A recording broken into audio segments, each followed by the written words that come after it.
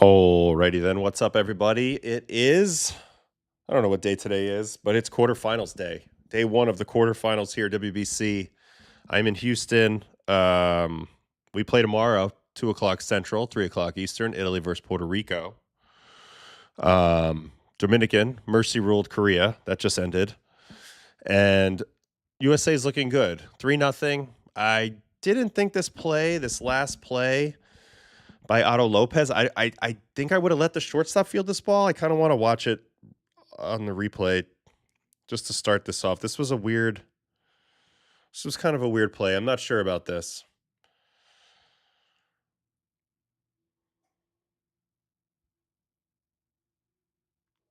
I mean, let's look at the high home on it. Obviously, the shortstop is there, Otto Lopez. So this is Abraham Toro who cuts him off.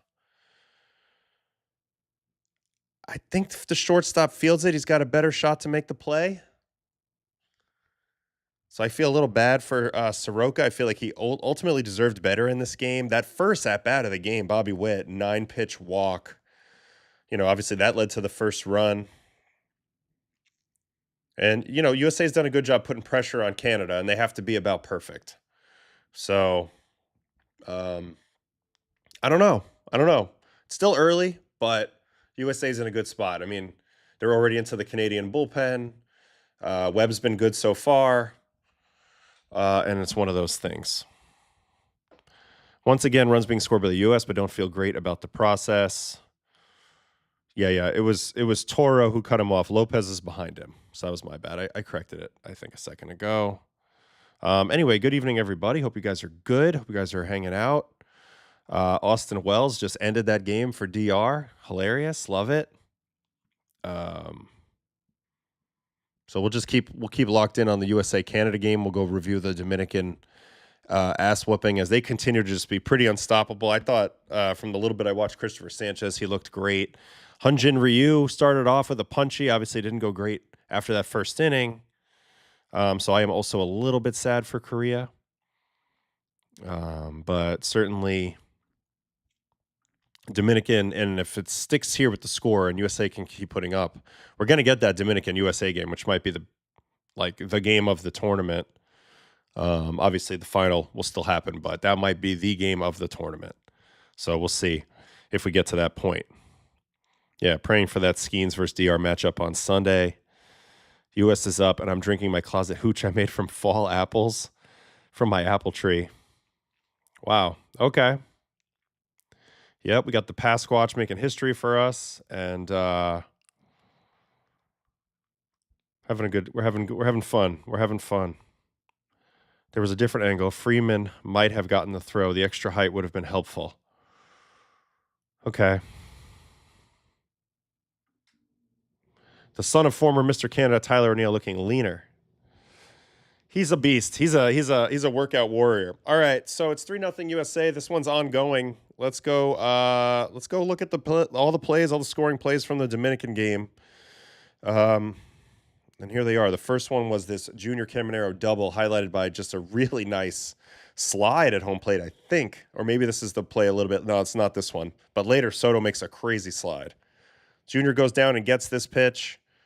Vladdy flying around. Another great slide here. Beautiful slide. And they're juiced. Look at this. Goes to the inside here. So he's way outside. And then completely goes back to the inside, lays out for the dive to the plate. Sick move by Vladdy right there. I think this was a thing of beauty. I do. I agree with you, Carl. Let's watch Vladdy get on his horse on the high home.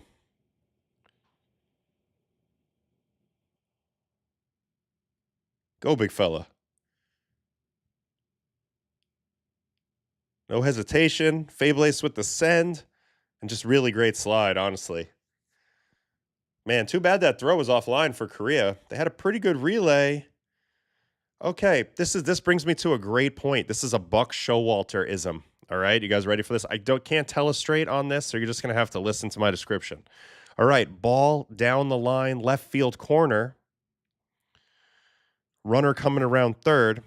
You have an issue, right? At this exact moment, the cutoff man, who's in shallow left field, is in direct line with the runner, who's in direct line with the catcher. So that makes this throw tough. You can't just turn and throw it directly straight. You don't have the angle. Now, Vladdy kicks out real wide, so it actually gives him a decent angle to throw. But the way Buck wanted it is he wanted the shortstop in this situation, who's the cutoff man, to peel a little bit into fair territory, a couple more steps to create the lane, assuming that the guy would be slightly on the outside part of the line. Vlad's a little further than that, but that does create an issue with the angle. So that's something Buck talked about, I remember, in a meeting, and I was like, "Oh, I never thought about that before."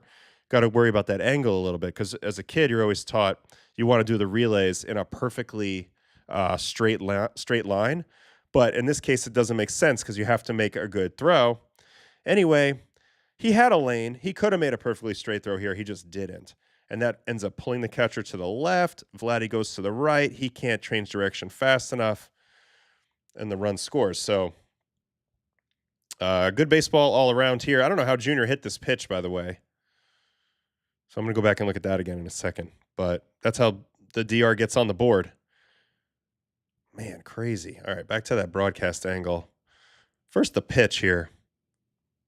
I mean, look at that. It's almost on the plate. So even though he has a lot going on and he swings for the fences an awful lot, I mean, he's got adjustability in the swing to get to that. Here's the swing. I mean, that is all-time low. Look how low that is. And he rides that ball out. We got to take a look at that from the first base batter view. I mean, that's adjustability. So everybody talks about getting your A swing off, and Junior Caminero does an awful lot of that, but look at this. I mean, that's a great execution by Ryu. The catcher's already going to block. That ball's going to be in the ground. This is a punchy majority of the time. Junior just goes and gets it. So even when you're good, sometimes the other guy's better. So that was pretty crazy. And then we got a ground out that's going to score the next run.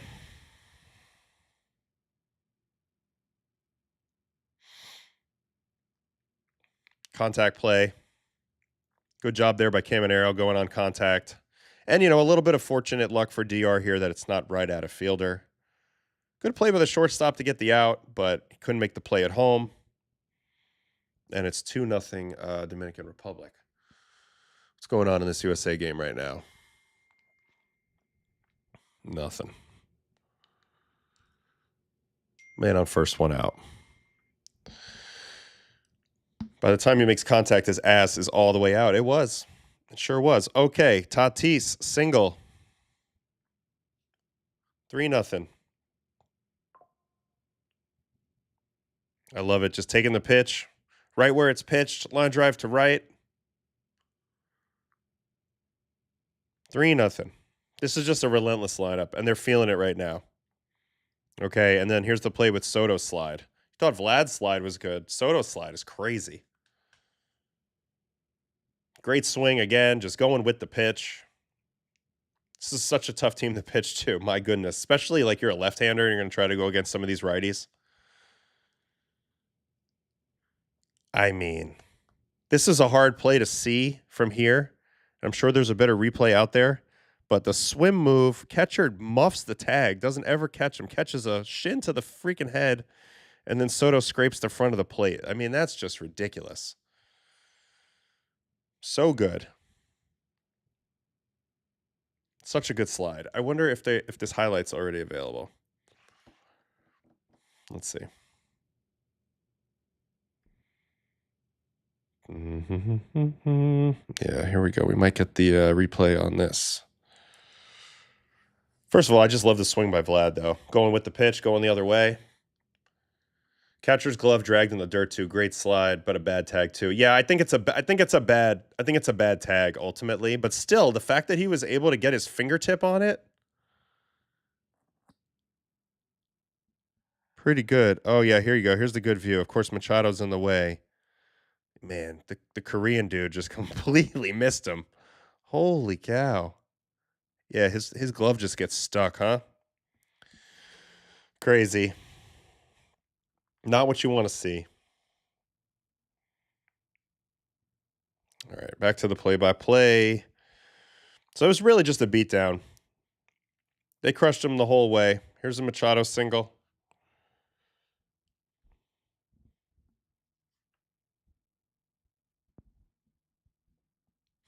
Scores another there.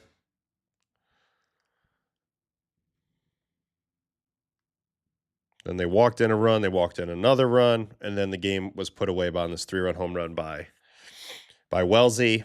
And they mercied them. So a mercy rule in the quarters. Korea came all the way from Tokyo just to get mercied by the DR in front of all Dominican crowd. So, I mean, you never know what you're going to get in a matchup like this. You expect this type of offense from the Dominican, but it's far from a sure thing, as we've seen with other clubs. But so far, they are locked in. They are just absolutely destroying everybody. All right, no runs here for U.S. Canada just gets out of that. All right, let's do a little bit of looking into the box score here in this game. So, Dominican, what a beautiful thing for them. They only had to use 2 pitchers. Christopher Sanchez really bounced back. First game, I told you he was a little more unlucky than bad that game. But tonight, 5 innings, 2 hits, 1 walk, 8 strikeouts, no runs.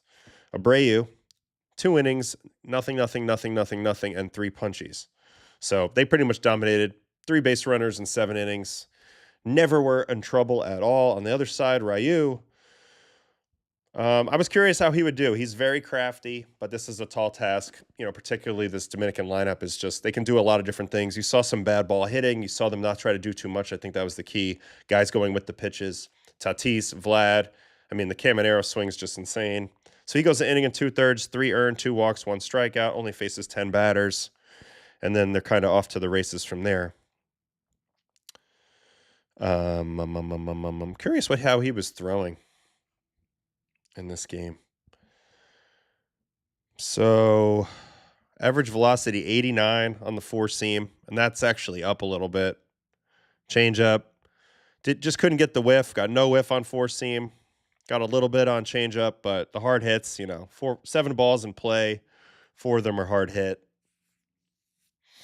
Tried to do what he could, but it's just a tough matchup. No doubt about it. What's irritating? Are you having trouble with your internet? Albert Abreu looked pretty damn good. Surprised he doesn't have a camp invite or something. He's not with anybody? I mean, he's basically got a shortstop delivery and throws 100, typically. So I always think he's pretty interesting. All right, what else we got here in the chat? Feel like Korea needed to have a new base hit celly for when they advanced. Couldn't keep using the airplane once they got on the plane. Oh, yeah, that was the idea. Get on the plane, get to America, right? Crazy. Honestly, he was sitting 89 back in 2017. I don't know. With the Dodgers, I feel like he was like 92, 93. Really crafty. They're just so good, though, Oh, they put an Italy card up for me? I love that. That's awesome. All right, so let's go get into Christopher Sanchez, who really bounced back. We'll watch some of his outing. Webby out for the 4th inning, 3-0 USA. So haven't totally separated themselves in this game yet, but a little bit of a comfortable lead so far. All right, Sanchez, 63% sinker, so he didn't feel the need to mess around too much. Slider, 19%. His vaunted changeup, only 17%. And off-speed whiff, 100%. 7 swings at his off-speed. They missed all of them. And they missed 46% of his heaters and their sinkers. So they were just overmatched. Completely and totally overmatched by Sanchez. And why not? He's gross. He averaged, what today? 95.2 on the heater from the left side. Crazy angle, crazy height. 5 and 19 on his sinker. That's a ridiculous run. -1 and 19 on the changeup, which is stupid. And then the slider goes the other way with a little bullet spin. So let's go back to Mr. Sanchez and watch some of his outing, because he did his job for DR. He got them into the semis. He won't pitch again, but they're 2 wins away from the title, and they're going to have a huge game coming up here, but he got them there. So first batter, little ground out on that sinker. So you're going to see a lot of sinkers. He basically spams sinkers in this game. This is what it looks like. It must be spring, man. Ground ball to Perdomo. Easy peasy. They also have a pretty damn good defensive infield behind them, which helps when you're a sinker baller. Pretty good, pretty fun place to be. And then Jung-Hoo Lee punched out looking right here. Great catch by Wells. I mean, he's set up away. But check out how he zips back and rips that ball into the zone. See you later.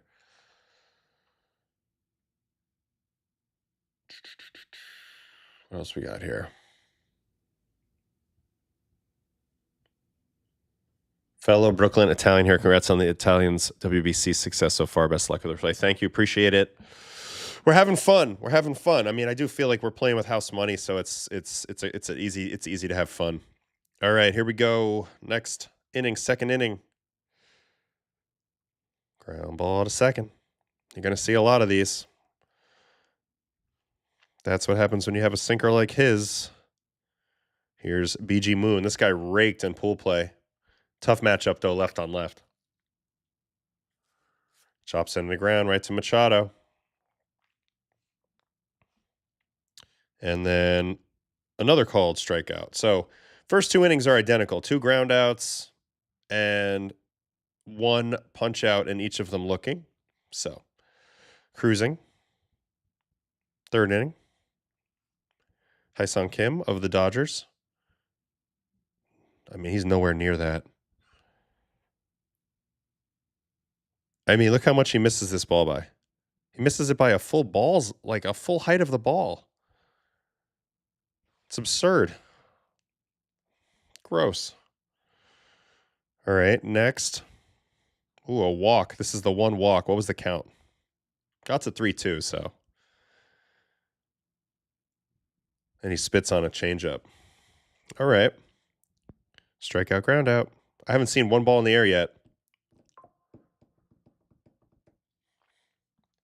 I need to do this. I need to do this. Unfortunately, I didn't bring a lot of my stickers with me. So I should have done that. Let's watch this pitch again, actually. Well, I wasn't really watching. Slider down. Perfect execution. Yeah, goodbye. Ever since the slider got a lot better, he's gone to true ace status. All right, and then I'll end the third on another ground out. Shocker. Just can't get this guy in the air. Grounder to third. Machado to Marte. Inning over. Next inning. Okay, here we go. Jahmai Jones, base hit. So here's the first hit. He only give up 2 of these things. Ooh, a little jam shot into right. It's a good swing. Stay through that nice. Can we see that from center field?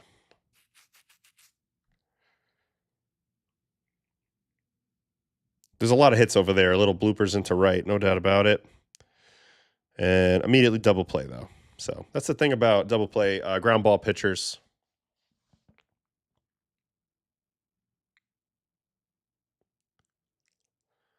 You'll bring to Miami if we advance. Thanks, baby. Sanchez is one of the strangest pitchers in MLB. Do you think his arsenal depends heavily on sinker velocity? Yeah, there's also something to be said for the high release with the low amount of induced vertical break like he has, like 5.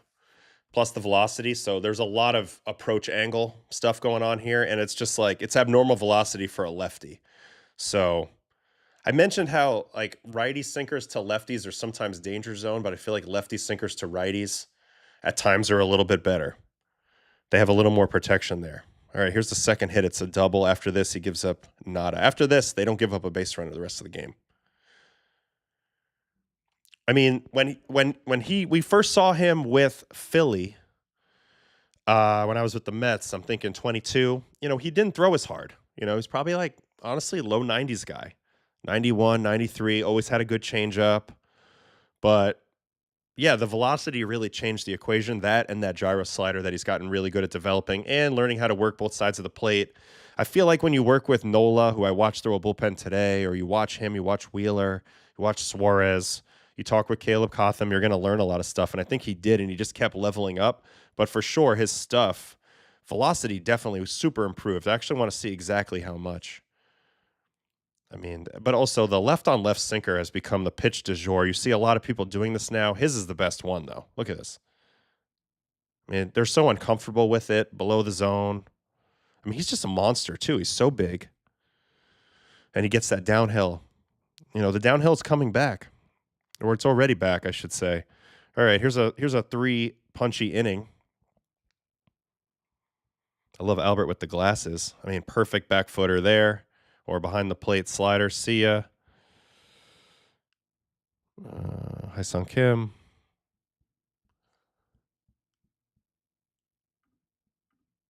Put a link on the Discord page if anybody wanted WBC 2026 cards. All right, hold on. I didn't see this pitch. I was reading the comments. Lefty starters neutralize the shift ban. Of course, I would have loved to have been a lefty pitcher. I'll tell you that. But he's so good. He's just mowing people down now. And he gets quick outs on top of that with the ground ball. So he's got a lot of things working for him. When you're left-handed, you're going to be good at holding runners. They're not going to be able to steal on you. When you're a ground ball pitcher, you're going to convert that into double plays. You're also going to get quick outs and go deep into the game. On top of that, he's got great velocity and gets whiff rate. So he's kind of got it all, to be honest with you. I think he's on the short list of guys that could go get that Cy Young if it's not Skeens. I think he's on that. And that's it. He just shoved right there. So that was his whole outing, right? Yeah, punched out the side in the 5th inning. So let's go. I want to go look at something on my guy real quick.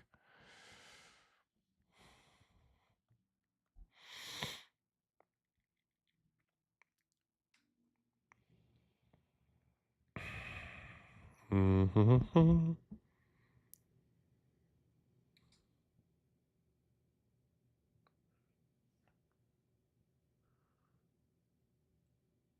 All right, so here's his average pitching velocity by seasons. So he's averaging 93, 8, and 21, 93 and 22, and then all the way down to 92, 1, and 23. So this is like the time period I'm thinking of.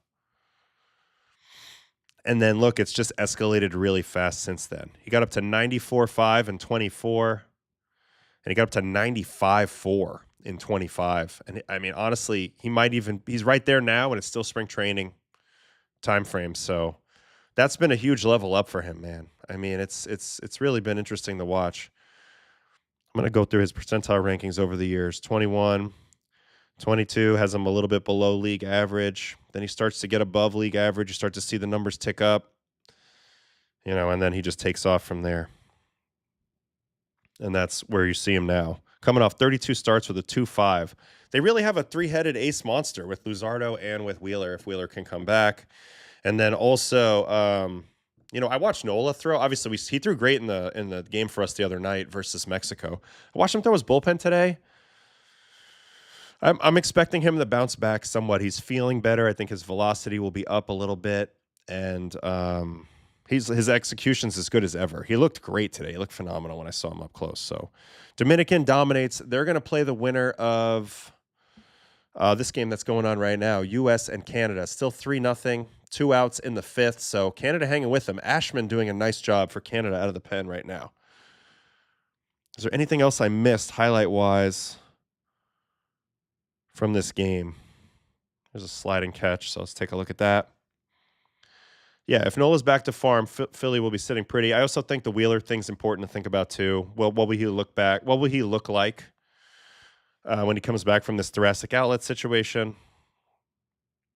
I think that's fair to say. And they just beat the snot out of him. Not really a whole lot to add to this one on that front. I'll get in the chat here in a minute while I go to the USA thing, and I just kind of sit here for a minute, and then we'll go recap that for a bit here. All right. Thoracic is brutal, especially for a guy who already said he wanted to retire last year. Yeah, Wheeler is I don't want to compare him to anybody, I guess, but he's been vocal that he's kind of done when this contract's up. I mean, he's got enough money. He's making like $40 million a year.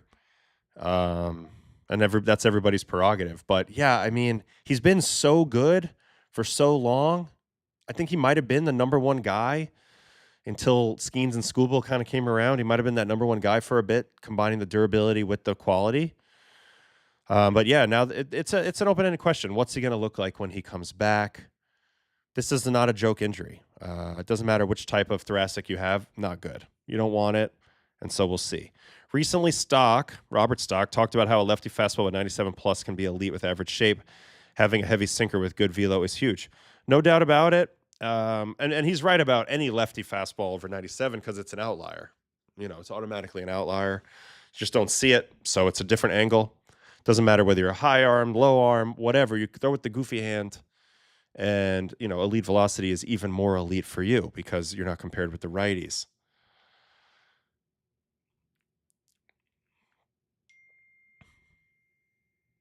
What else we got here? As a former player, what do you think of Julio Rodriguez saying he'd rather win the WBC than the World Series?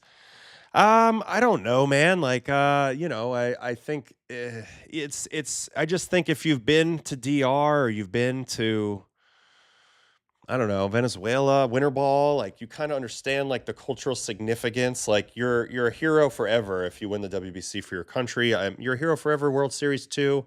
I don't think like he means it in a disparaging way to the World Series. I think they're just trying to express to the world exactly how much they love this tournament and what it means to them. For me, I think the World Series would have meant more for me, but winning a WBC I've never won anything, so it'd be the highlight. I have a silver medal. That felt empty a little bit.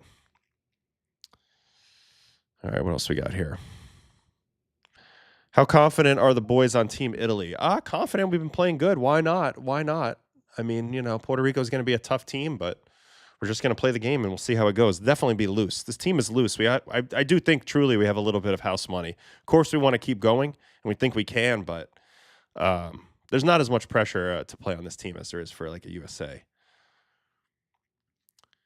Japan seemed to fare well in WBC last year playing America. Yeah, it's not a factor of the flight. Maybe it's a small factor, but you got to overcome things. And we'll see how that goes. Japan does get the extra year. Who's better next year, Wheeler or Cole?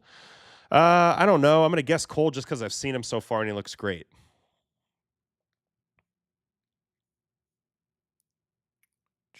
Any championship in high school or conference titles? We have regular season titles. Never won the league title at Northeastern. My crappy private school league in Brooklyn, we won that title, but we never won the state. So I never really won anything. So, Italy got them good vibes. We do have the good vibes. A bad PR answer, but the reality is not everyone thinks the same. As long as they give their all for who they are playing at the moment, it should be all good. I don't think it's a bad PR answer. Just some people just want to be mad about anything. Like, I'm sure he would cry in both scenarios. They're both amazing. It's like it's hard to choose between two things sometimes. It doesn't bother me at all. It doesn't bother me at all. This is a fun one. Which one of your Italy teammates not named Pasquantino has the most WAR next season? Ooh, that's a good question. So if it's pitching side, you could go with a guy like Enola or I guess Lorenzen maybe because he's got the Coors Field boost of B-WAR that I've certainly benefited from in the past. On the offensive side, Caglione could break out. That could be a thing. A lot of the guys that I'm really infatuated with in this team won't be in the big leagues long enough. Teal could be the real answer. He was here for a little bit, but Teal could be the answer. I think Teal. I'm going to go with Teal. Kyle Teal. I see Uncle Ted's Andrew Fisher, Marcy, and Teal. Marcy, I also think is a good option as well. I'm going to go Teal, but don't sleep on if Lorenzen can find a way to all you got to do is put up a 4.3 and you're going to have a 4 WAR at Coors. So that's a high number in B-WAR. Anyway. WBC is so new that people in the U.S. don't understand what it means to other countries. Soccer players would say that no one would care. Question for you guys. Do you think if you think it was called the World Cup, Baseball World Cup, it would have more significance just because the brand name of World Cup already has some gravitas, whereas World Baseball Classic is a new thing, and maybe that becomes a thing with gravitas over time, but we're not quite there to World Cup levels? I think that's a possibility. All right, so Webby's got one out. Yep, still one out here in the fifth. He's cruising along. He's at 62 pitches. I would imagine maybe this one or the next one would be it if he can keep rolling. So let's see how the U.S. got the job done at the beginning of this game. Let's catch up a little bit with this. All right, I'm going to go back to all the pitches of this Bobby Witt at bat because it was a really great at bat and it set the tone. For me, this was a very impressive AB. And this is the type of thing when you're a starting pitcher, especially, I mean, really any pitcher, but when you're a starting pitcher, especially, this is just excruciating. Oh, we're going to do this again? Research app where we're not going to have any pitches? Oh, shoot some me.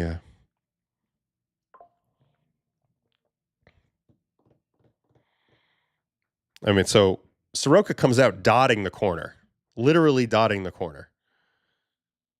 We're missing pitches left and right, but he ends up getting him into a 1-2 count. And then Bobby just freaking grinds from there.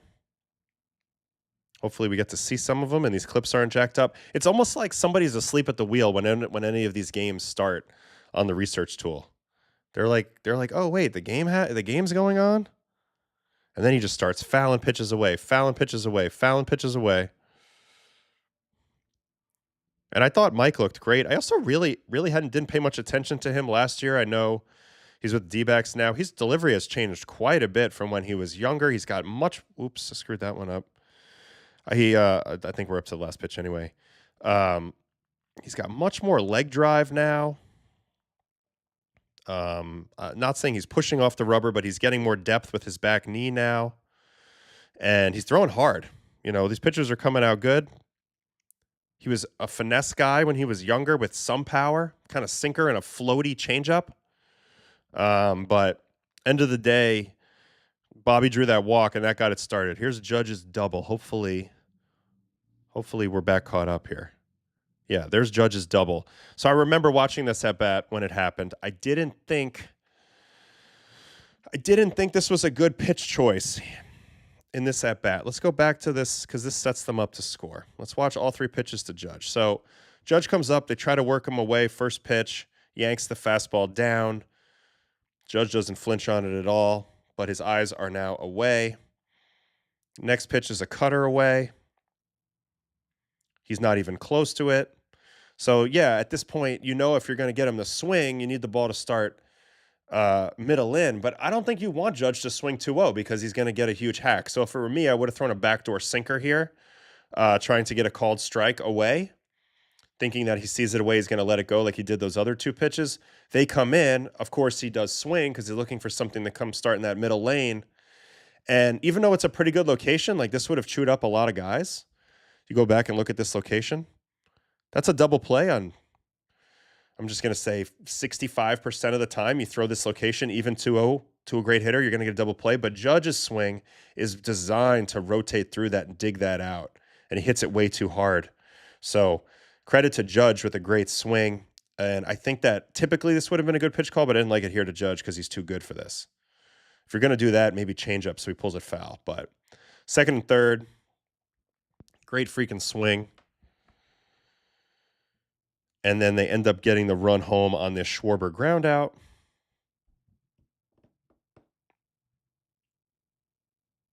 And they would have had a play at home, but Naylor kind of futzed it a little bit there. Let's look at the high home. Let's see what the situation.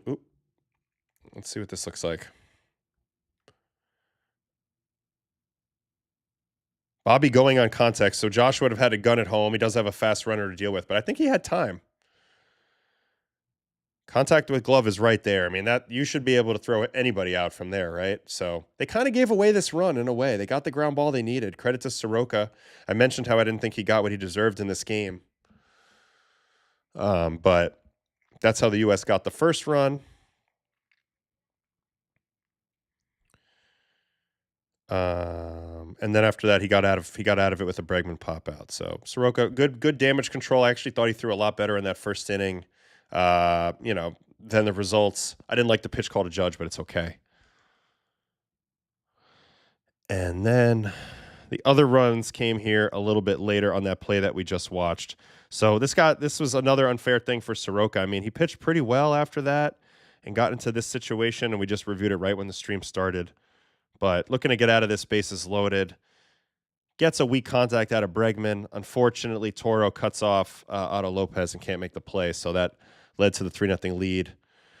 And that's kind of where we are right now. Ooh, we just had a close play at second. Looks like Webby's coming out of the game here. DeRosa's going to get him. 4 2/3, or he's talking to him. No, he's going to get him. Standing ovation. So they're bringing in somebody here. So Soroka ends up going 2 2/3, 4 hits, 3 runs, 2 earned, 2 walks, 1 strikeout. Again, I thought he was better than that. Ashman has been 2 1/3, 1 hit, 2 strikeouts. He's been great. He's keeping them in this game. A couple guys on base here. Webb, 4 2/3. He'll finish 4 hits, 1 walk, 5 strikeouts. Who's coming in, guys? Who's coming in?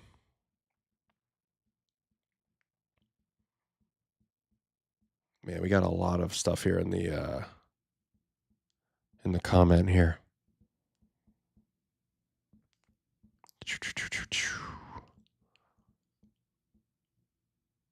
Keller? Is Keller coming in?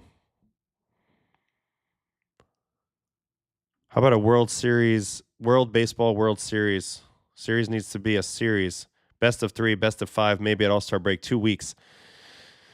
I'm with you, Victoria. I've been trying to figure out exactly how to squeeze every last drop out of this awesome thing that we have going right now. I've got WBC fever, and it's not just because I'm here. I mean, the games I'm watching, I'm really hopeful that we do advance.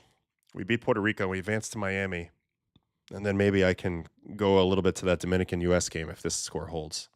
That would just, I think that would be like a historic game to go to, just to attend, honestly. And I think, people are talking about this U.S. like maybe like they don't care.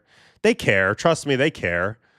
It's just like they're dealing with they're not probably, I mean, it's just like after the Italy thing, I just don't think they're having as much fun now. Now they have to win to recreate that fun today. Today is a little bit of a nerve-wracking situation. It's just not as fun when you're in this spot. All right, so who's coming in? Keller? Okay. So they like Keller as a fireman. Is the thought process there he's a ground ball pitcher? Because I don't always love that in my fireman, but some people do. I don't know about this. Here, why are they never showing anybody throwing in the bullpen?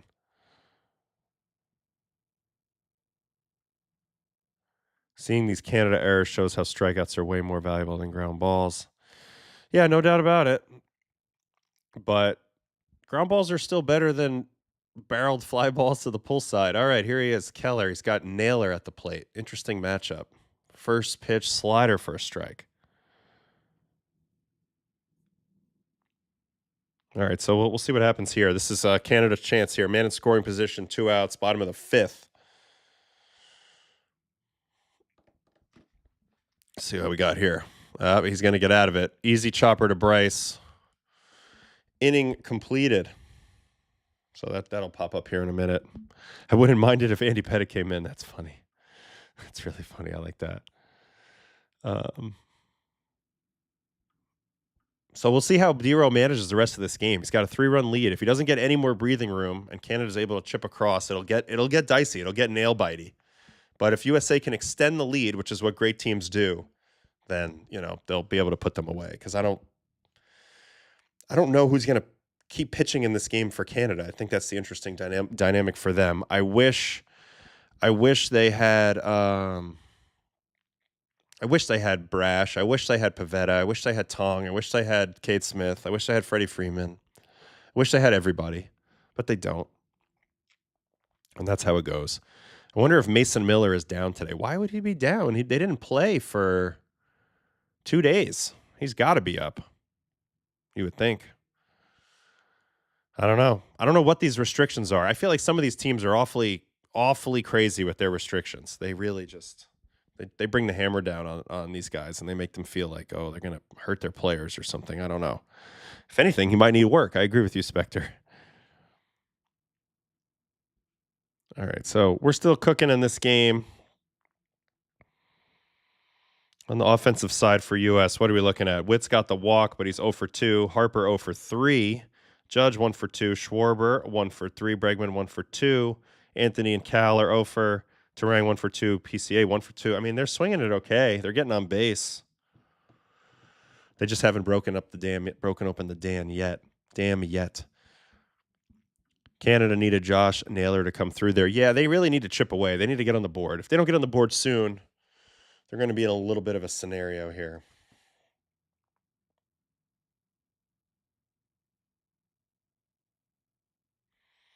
Looking forward to tomorrow just for a second while we sit here and wait on some more USA action. Kind of crazy that the Dominican game ended in a mercy rule. So Puerto Rico and Italy tomorrow. Lugo and Aldegari. Good matchup. Sammy threw really good. I know it was against Brazil. He threw really good the last time. Four seam up was at 19. Change up was outstanding.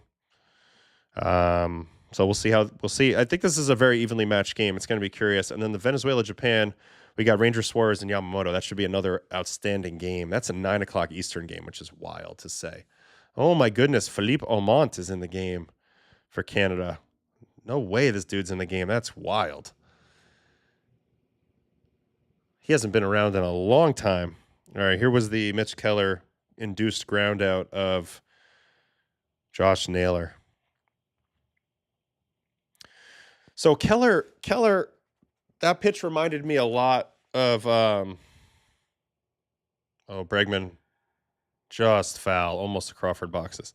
That pitch reminded me a lot of something that's new with Brad Keller going back to a year ago. He breaks out last year, moves to the bullpen, and really it's this four-seam fastball. Now, back in the day when this guy was with the Royals and he was throwing sinkers, it's kind of what he was known for, was the sinker usage back in the day.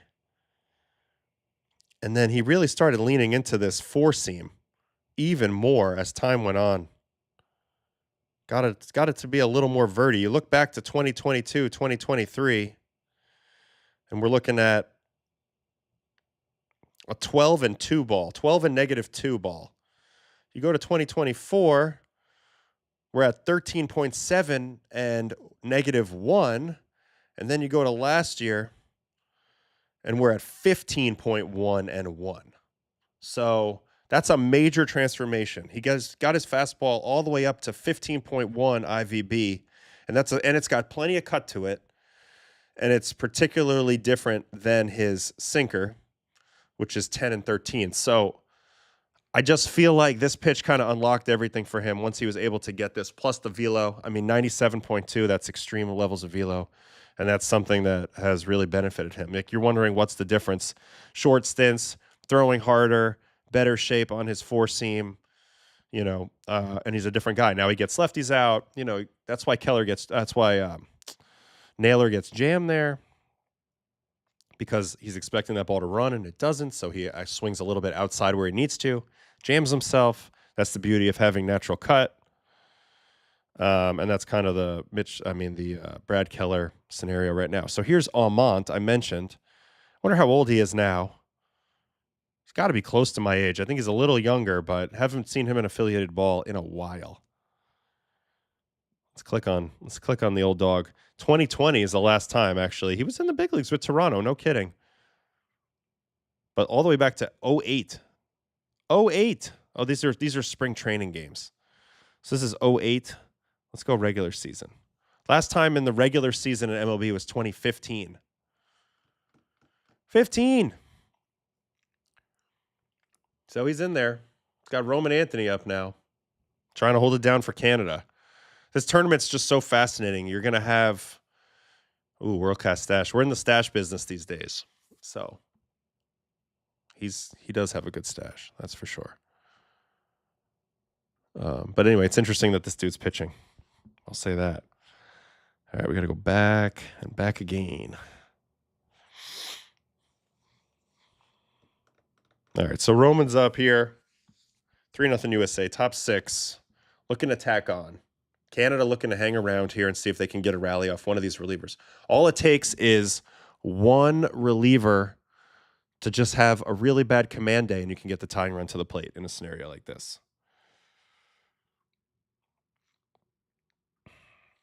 Adam, when you were throwing lots of balls out of the zone, strike zone to the left, can't you move to the right of the mound? Yeah, I could, but that wasn't the issue. The issue actually would have made my problem worse, to be honest with you. Because the issue that I was having the other night was that when I would go to extension, like when I would have to reach this way, my shoulder has no stability. So like if I throw to my arm side and I stay in this lane and I don't have to extend as far, I could make this pitch. like pretty comfortably. I could locate it. I had control over my shoulder. But when I had to like rotate and extend further out to my glove side, my shoulder's kind of wobbly right now. And honestly feels terrible. So I think that was more of the issue. I think the other issue is I was over rotating, trying to generate any velocity I could because I have a noodle arm right now that doesn't really work. But if I moved to the right, that would have accentuated the problem because then I would have been having to extend to my glove side more.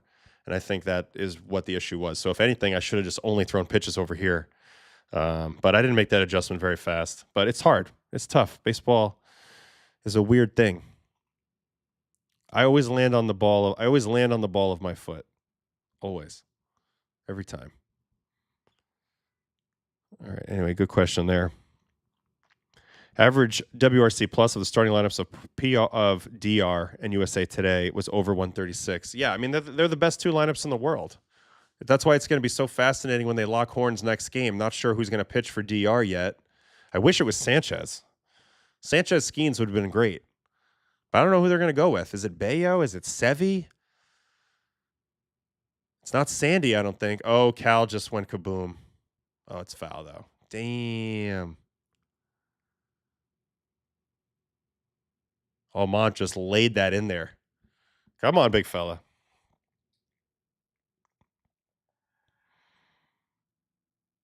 Well, I mean, Uncle Ted, I've got 7-1 extension. So we're good. Got to call Rick Sanchez to make you a new arm. You'll pitch forever. I wish that was the case.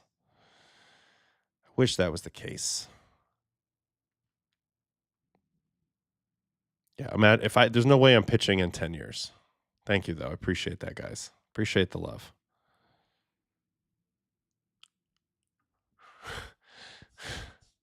It's not going to be I'd be shocked. I don't know who it's going to be. I think they might go bullpen day. They rested their whole bullpen. That might be the strategy, but then also at the same time trying to outstuff USA is risky. It might have to be a slugfest, but if it's Skeens, I mean, I guess we're getting ahead of ourselves here. But if this does happen, Skeens would be the advantage no matter what, right? Bayo was back in Fort Myers today. Interesting. So it's not going to be him.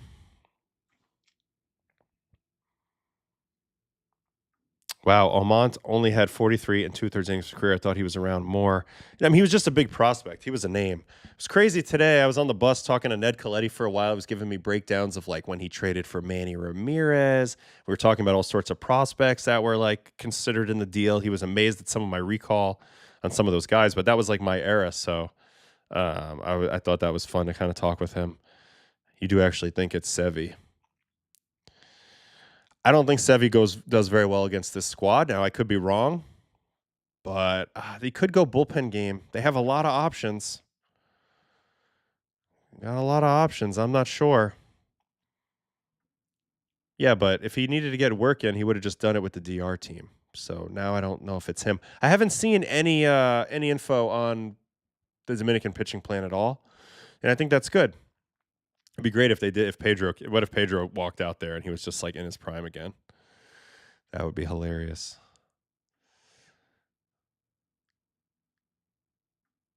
All right.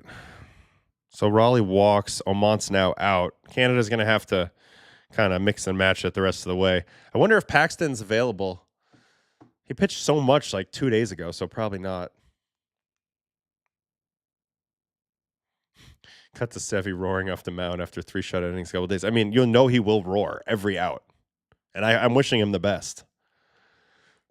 I'm just trying to project forward, like who they haven't, it's tough because they've seen all these guys.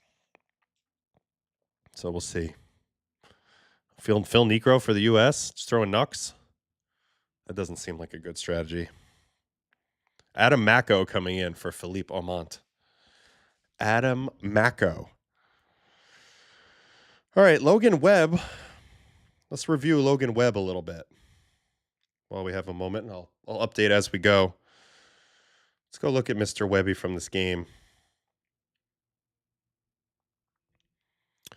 34% changeup, 25% sinker, 24% sweeper, 11% fastball, 6% cutter. Looks like he faced much more lefties. 46 pitches versus lefties, only 25 versus righties. Not a big whiff game. Got 4 on his changeup. That's about it. 1 on the sweeper.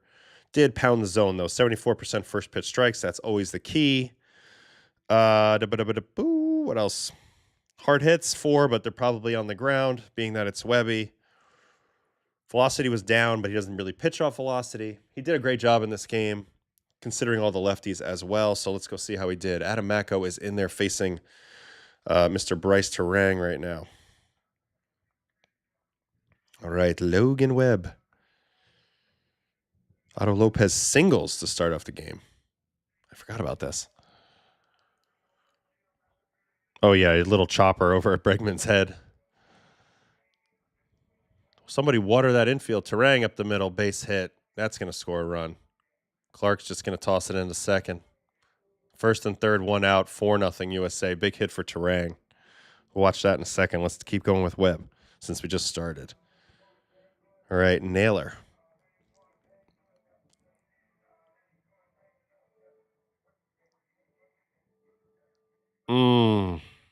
Nice play, nice play. So kind of a weird first inning. 2 hits in the first. Tyler O'Neill. It's the problem with being a ground ball pitcher. I mean, some balls are going to get through. They just are. Oh, another hit. PCA, 5-0. 5-0 USA. It's looking like we're going to get the matchup we want. I'd be surprised if they relinquish this lead and don't add on to it now. And then Webby got out of this with a beautiful front hip sinker, I thought, to Casey, right? No, it's a changeup. Good pitch, though. One of the few whiffs he got. Really good execution, though. Nice pitch. Nice pitch. All right, second inning. Oh, that's the one I was thinking of. Man, that's dirty. Or maybe this is how he ended the first inning. Look how dirty this is. I mean, that's way in there. Bink. You know how good of a feeling this is? This is one of the best feelings in pitching.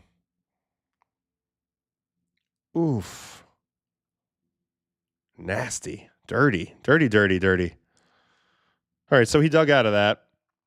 Second inning. Backdoor sweeper? Yep.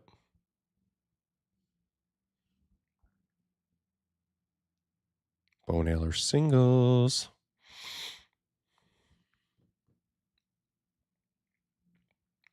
Good swing.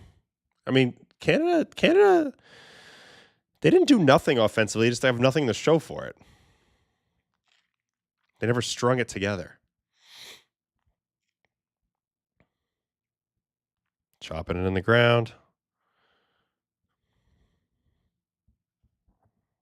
Seen a lot of ground ball pitching in this tournament.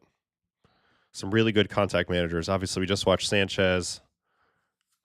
Webb's arguably the best. I mean, he throws so many innings every year. It's the only way you're going to do that. All right, Canada's out of it. Middle of the sixth, 5-0.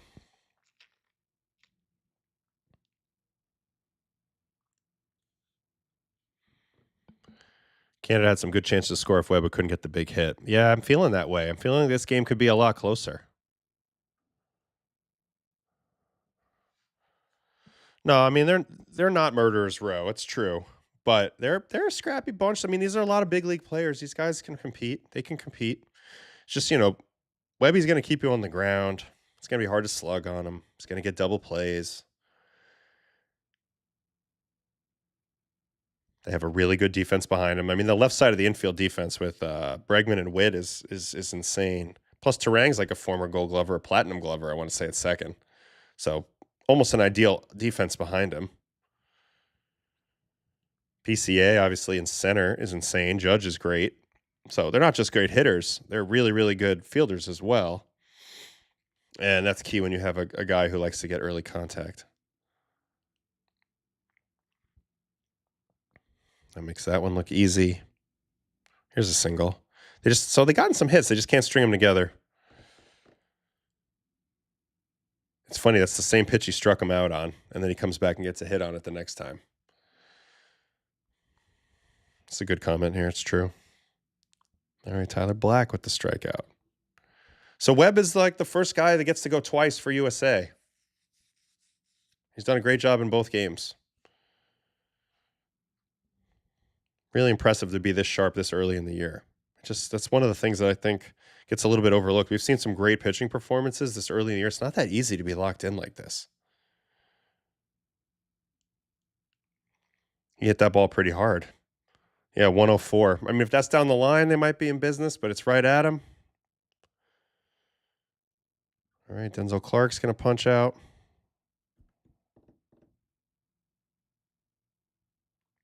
Right on right changeup. Good pitch. We've seen a couple of good ones, like the Weissert one the other day. This is another.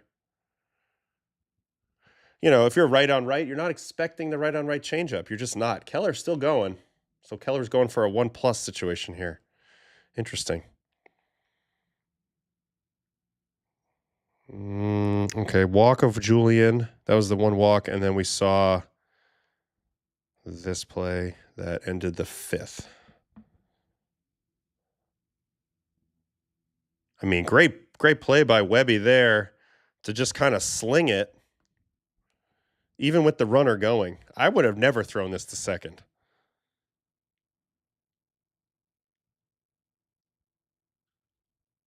And then that's when they brought in Keller after that. Hell of a hustle by the runner here.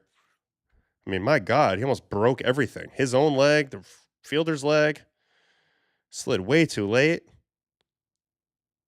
But nobody got hurt, so we're okay. So that was it for Webb. He did a great job. Keller's in there now. 1 out in the 6th, so he's gotten 2 outs so far. He just did a nice job. All right, let's pencil in here.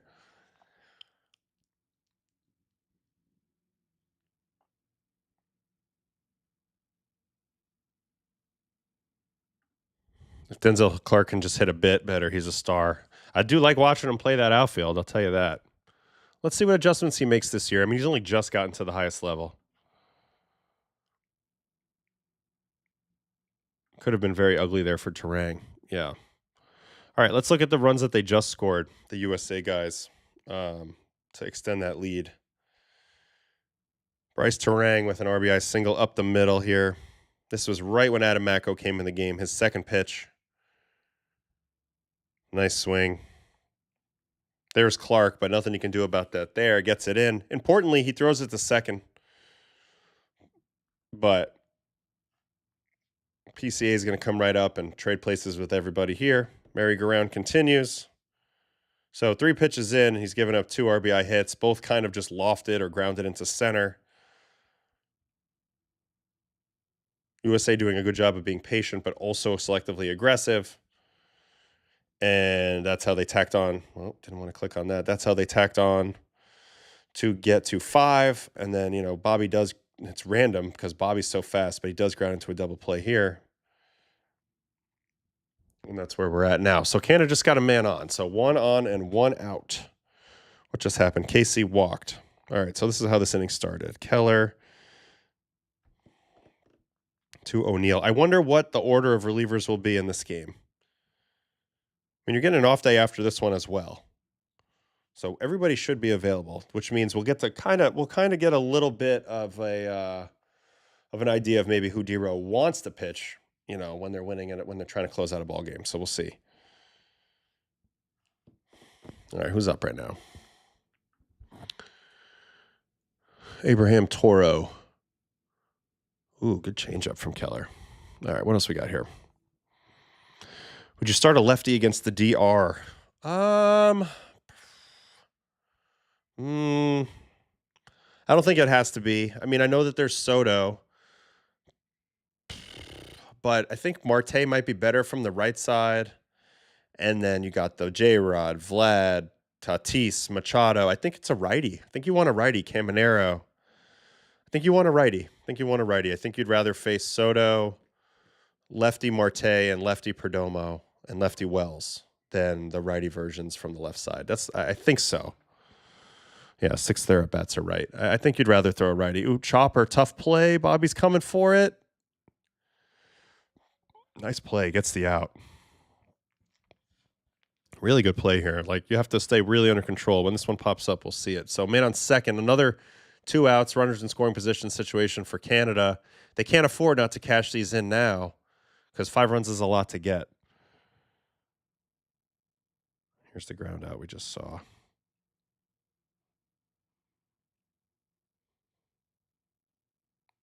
I think this is a good play by Bobby. It's not an easy play at all, but he made it pretty routine. I mean, it's a weird hop. That's an in-between hop if I've ever seen one. But he fields it no problem and then is quick with this shuffle throw. I like that a lot. That's a smooth play. Otherwise, it'd be first and second.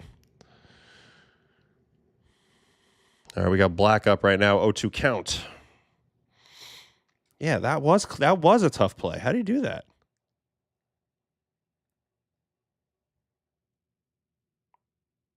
Webb's changeup usage versus righties today was 10% higher than his average usage last year. I mean, I did hear him talking in spring training this year about, how he wants to be a little less predictable to both sides. So right on right changeup, I'm telling you, like, it's not a pitch you're trained to look for right on right. You're looking for fastballs and breaking balls for the most part. Right on right changeups, unless it's like a super primary pitch of the pitcher, they're not going to key in on that.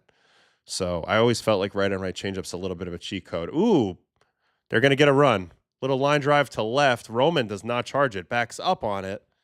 And Canada gets on the board, 5-1. Good swing by Black there. Tyler Black with a very nice swing right there, drives in the run. This is a sinker that he just pulls. Oh, he doesn't pull. Throws it right on the corner. But why would you throw a sinker away to a lefty? I definitely, with 2 strikes, you're not going to get a whiff there. Not a big believer in that pitch choice, and it results in a hit. So there you go. Well, good news, Skeens is a righty. Yeah. No, I was just thinking about that. It was a good question. I was curious. I agree. It's annoying. They should just. I think now all that shit's out the window. So let's see. Did you invite your new friend Al back to the room, Al Pastor? The other day I did. I mean, I've had a lot of tacos. I'm kind of tacoed out down here in Texas. I'm a little tacoed out, if you can believe it. All right, what else we got here? Tyler Black, son of longtime Canada Baseball of Canada sportscaster Rod Black. Okay.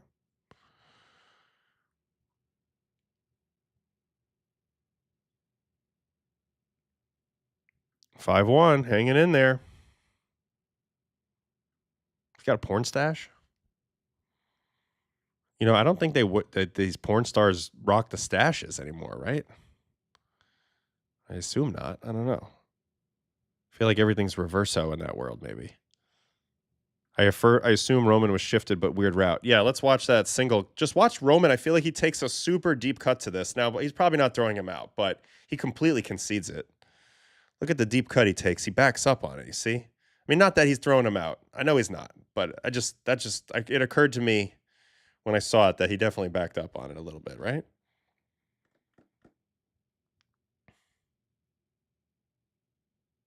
Yeah, he wasn't getting anybody out.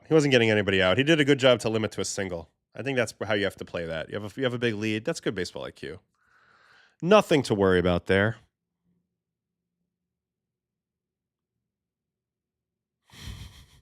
Why are you asking us? Who do you think we are? Oh man. I mean, like any American, Italian American, of course we like Taco Bell. You got the Taco Bell Pizza Hut combo. You get Italian Mexican food all at the same time. Definitely more concerned about holding it a single than a run. I think that was the right play. I think it was the right play.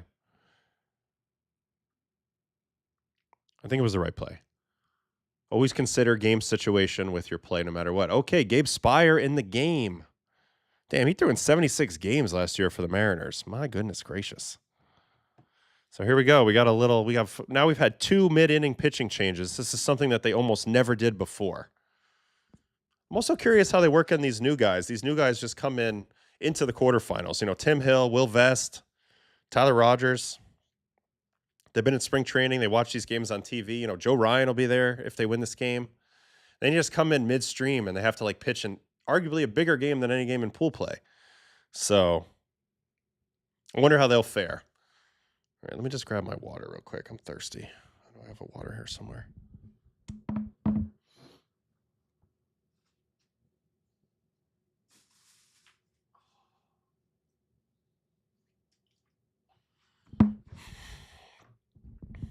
As a fellow Italian fan of Olive Garden, I've only been to Olive Garden like twice, and it was like when I was in like A ball, single A, like Davenport, Iowa. I mean, it's not bad. It's not bad. I mean, it's Italian food. It's not the real deal. It's nothing that I'm seeking out when I'm on the road or whatever. But you know, they've been around for a long time for a reason. They have something going on. What's it? The tour of Italy. Who's available to pitch for each team now? Hold on. Let me first call the 30 GMs and their agents and get back to you. Yeah. Not worried about Tim Hill. Cold as ice, and he's made of rubber. Yeah, I'm not worried about him either. I'm just curious. I mean, like, what's the emotional state? That's all. You get dropped into it. You don't get to work into it at all. Oh, huge home run. Second deck. Bo Naylor, 5-3. 5-3. Nail biter time.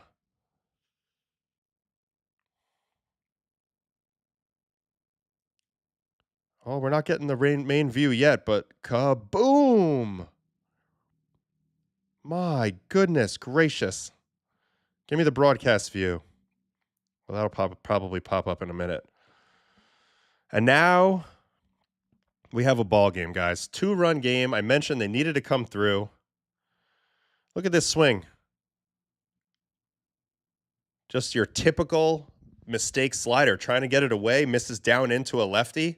Right into the bat path. He basically hit his barrel there. Are we blaming D-Row for that? But hey now. That ball was smushed. Bo knows home runs. How hard he hit that. 104-2 at 31. We have a ball game. USA pitching 10 home runs allowed on 28 hits in this tournament. And usually pitchers this elite are good at limiting slug typically. Oh, that ball is smashed. Canada has life. They're going to have at least 9 outs to play with, even if they get out here. But I'm obviously going to have to hold USA down. But we got a little bit of a game.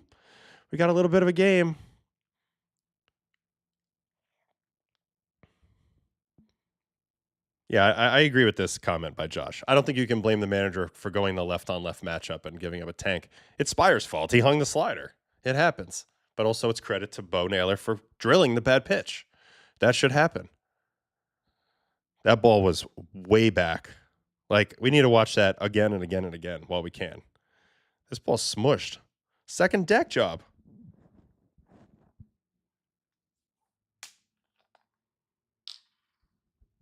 Damn.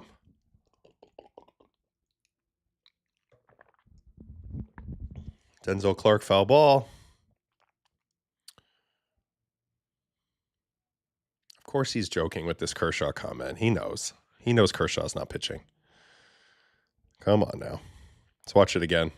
404 feet. Home run in all 30 ballparks. Man, Bo Naylor. What a beast.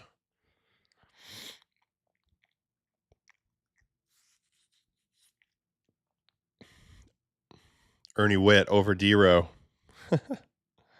Would you put 2 submarine like Rogers and Hill, even one being left and one right against the same team? Yeah, I don't mind that. I love the submarine game in general. And it's totally different from the right and the left side. So I got no problem with that. Believe me, he won't be in here long. They're trying to get him through this last out here.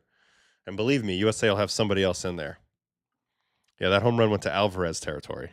Yordan Alvarez, that is. That ball was smushed. All right, 2-2 count. Little roller, Bregman. Very good play by Bregman. One thing about Bregman, he's just like incredibly, just like a consistent, everything about his mechanics. It's all very like it's all just very smooth and controlled and operated and accounted for at all times. That was an inspiring blast. All right, so this was it. Denzel Clark, chops to Bregman. This is what I was talking about.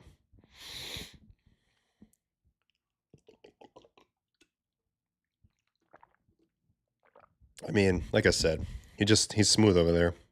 It's easy. He's very robotic over there. Mariners pitchers love giving up home runs to that spot. Ooh, you're thinking of that Robbie Ray, Jordan Robbie Ray.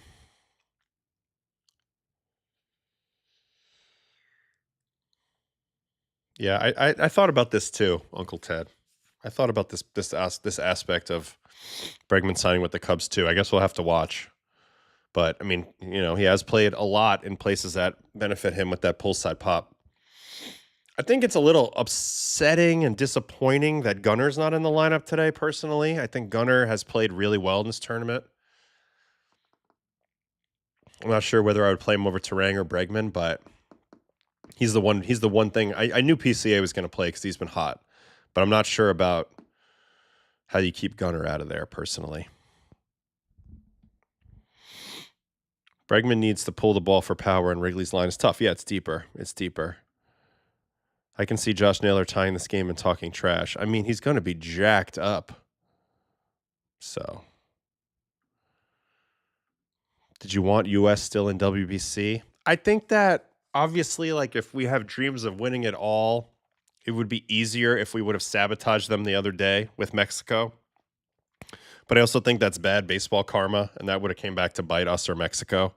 So it's fine. You want to be the best, you got to beat the best. And it doesn't really matter. I mean, I have a lot of friends on USA. I did think that I love watching them play, so I'm happy for that aspect. But I guess I don't really care who wins, if that makes sense. I'm just here for a great tournament, and being that I'm not on the USA team, it's not like I mean, of course I'm American, but it's just different. It's a weird situation. I think you would all agree with that. I feel like Terang has been money. Bregman, I don't know. When he hit in front of Judge, the one game I was losing it. All right, let's see if Mako can keep it going here. Mako's still in the game for Canada, so they're trying to go left-handed. Bryce is up there. He's 0 for 3.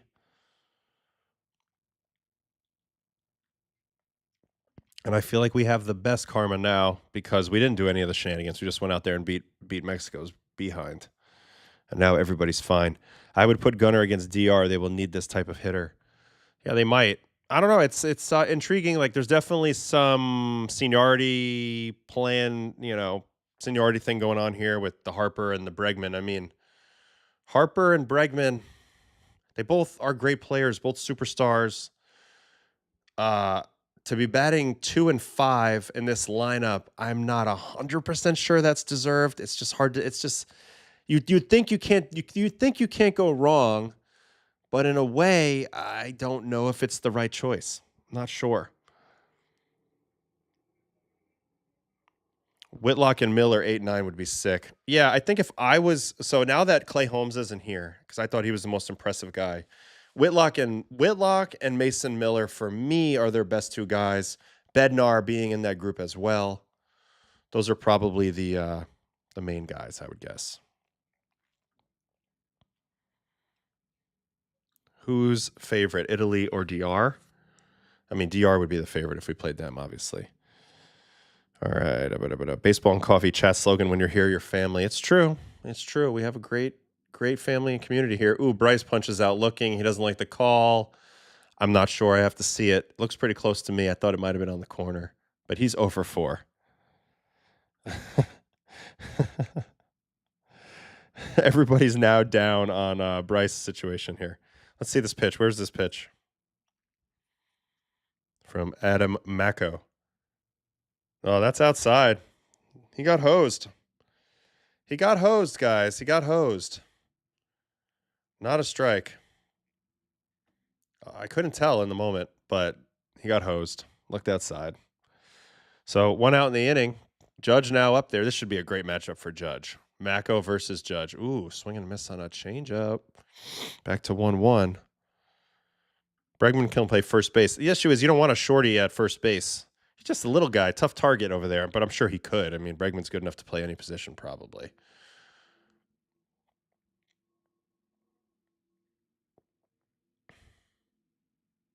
Yeah, that was way outside. Upon further review, he got hosed there. He should have had a leadoff walk. First base is not that hard. Tell him, Otto. It's incredibly hard.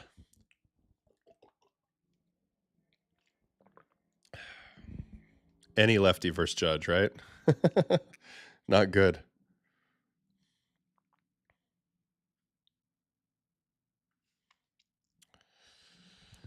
All right, 1-2 count ahead of Captain Judge. Tries to go up, spits on it. Mako's pumping 96 from the left side.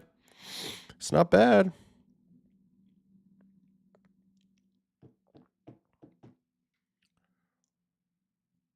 Sit down, Harper. Return of the Mako.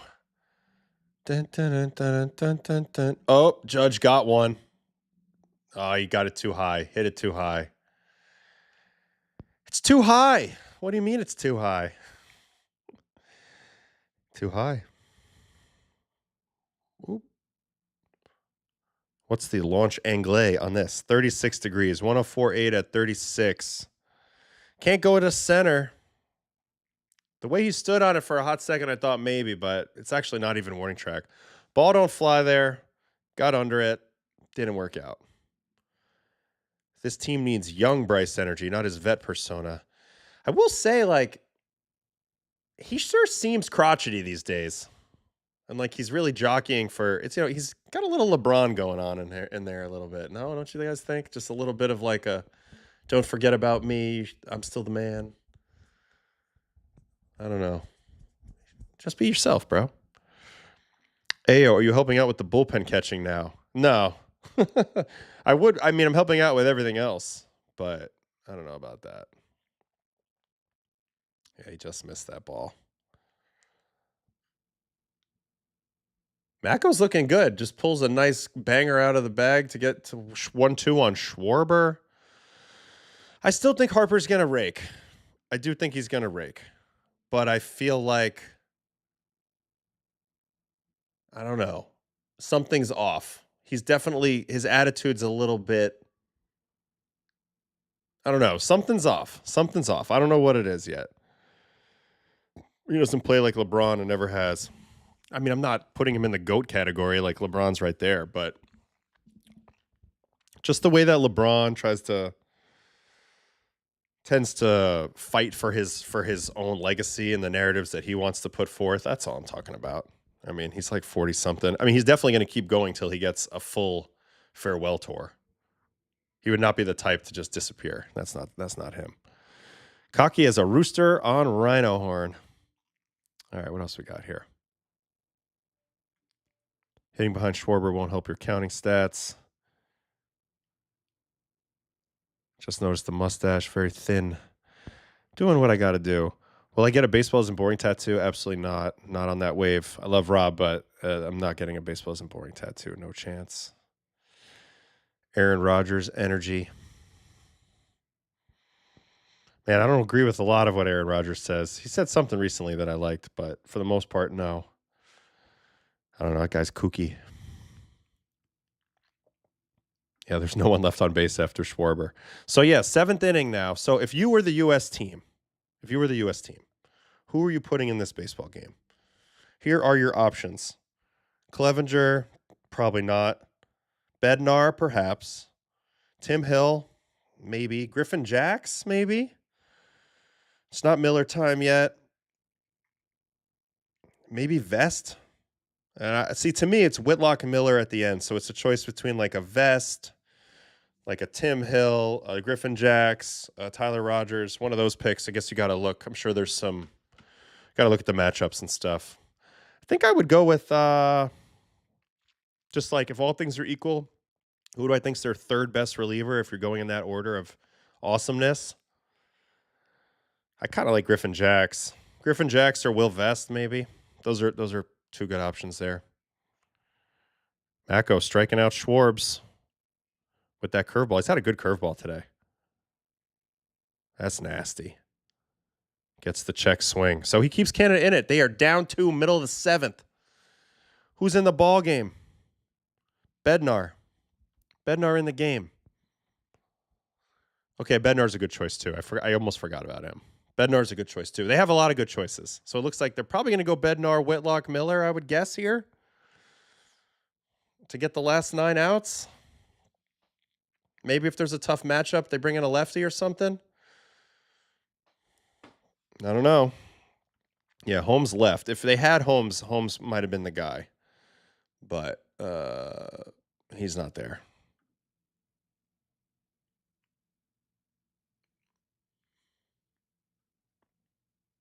They have all the data you could ever want. They know every matchup, every runway, everything. Trust me.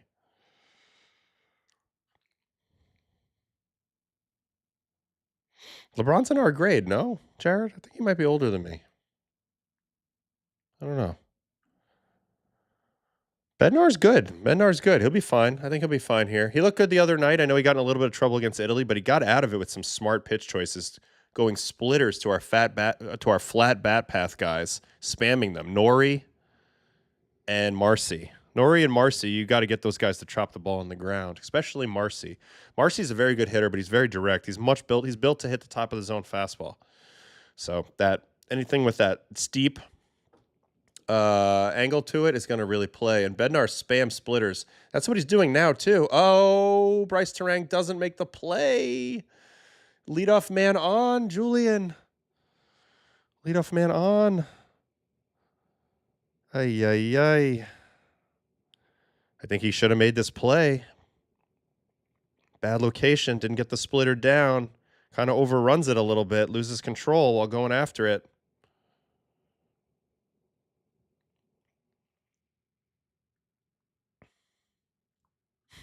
DR has a great lineup. Yeah. DR team slugging, Italy team slugging. I mean, we have been hitting tanks. I'll tell you that. I don't really have an explanation for it. I think he just overran it a little bit here, right, guys?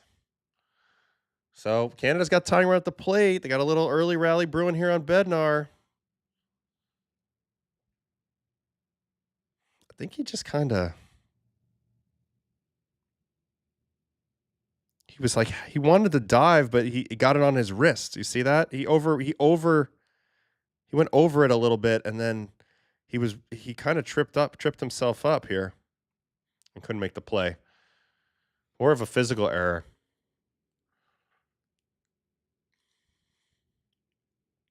Up, double play ball deep in the hole. Bobby, jump throw. Safe. Another infield hit. Ooh, does Canada bunt here? Another infield hit. Oh, you already saw this one. This should pop up any second here. Otto Lopez.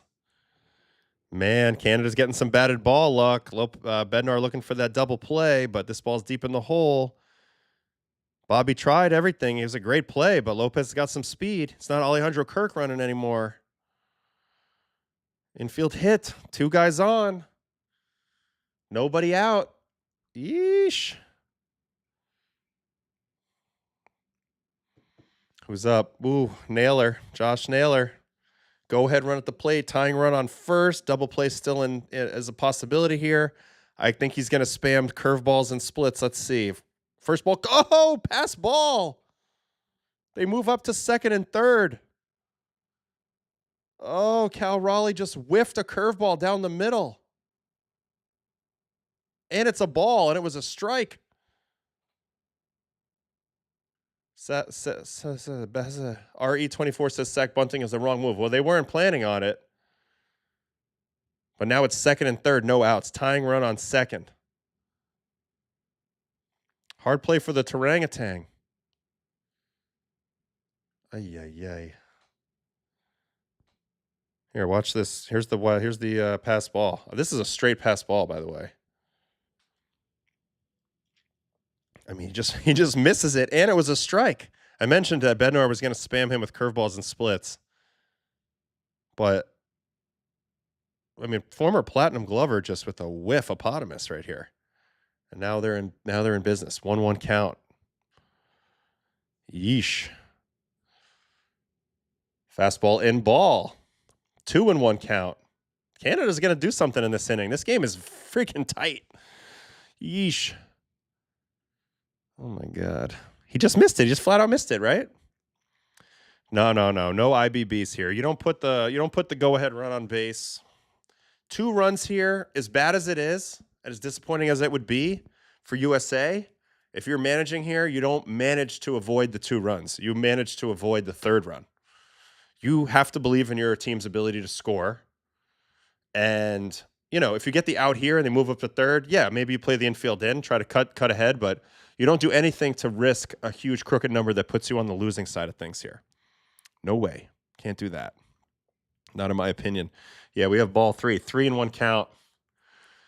I don't think he's going to throw him a fastball here. I'd be shocked. I bet he's going to throw him a split or a curveball.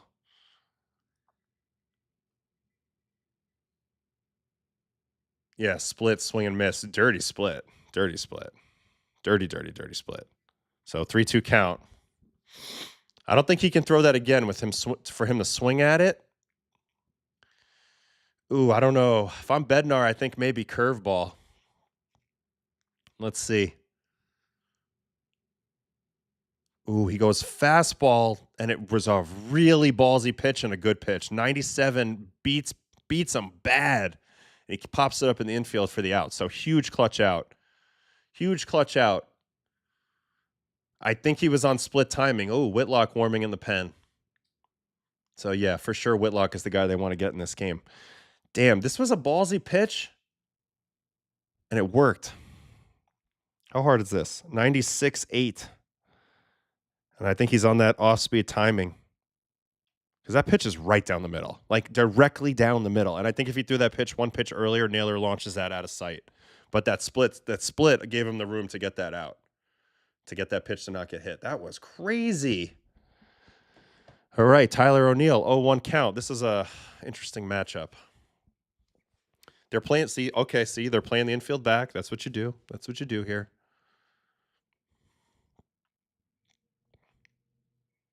Ooh, 0-2. Good elevation by Bednar. He's really locking it in right now. I think he was sitting on the off speed. He hadn't really seen any fastballs there. And he got undressed by the 3-1 split. So I think he was sitting on that. That's my thesis.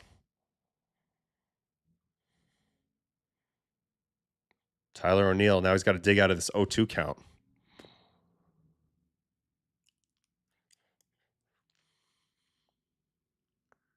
Tries to go up again. Misses.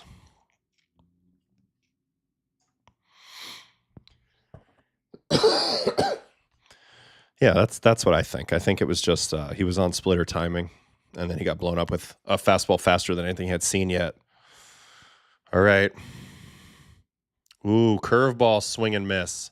So Bednar goes punchy with second and third, no outs. That's massive. So do you stick with him now? Try to get him the third out the way he's throwing it all of a sudden? Or do you go get Whitlock for 4 outs here? Who's coming up? This is a great pitch, by the way. This is a great curveball. This is a great curveball. Perfect spot.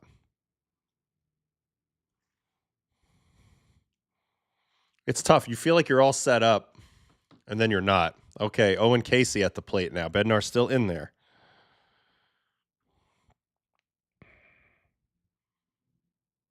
No, I don't think so. Not necessarily. I mean, unless the Yankees have him on some sort of limit.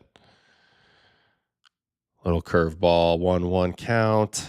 His curveball and his split are outstanding. His stuff's been great in this game. I mean, the first 2 hits are infield hits. But he's finding a way to dig out of this. This is big-time pitching stuff right here from Bednar. And this is good to see in general because sometimes as a closer, you got to do this shit. Oh, wow. Right down the middle, swing and miss. Casey doesn't look close. I think Bednar's going to get him. If he elevates with the heater, I think he gets him. Even split below would work as well. Just don't make a mistake right at the bottom of the zone with anything. In the zone. In the zone, but bottom. That would be the mistake. All right, 1-2 count, 2 outs, second and third. Oh, that pitch might have been a strike, but it wasn't, and he didn't go. Oh, wow. That was a good pitch. Good take, though, I guess. I mean, nobody in the world realizes that was maybe a strike, though. Curveball, stays on it, hits it foul. Good spoil. Good spoil. Good spoil. Yeah, that was strike 3, right? I think it was touching. You missed the ABS back there? All right, here we go. Another 2-2.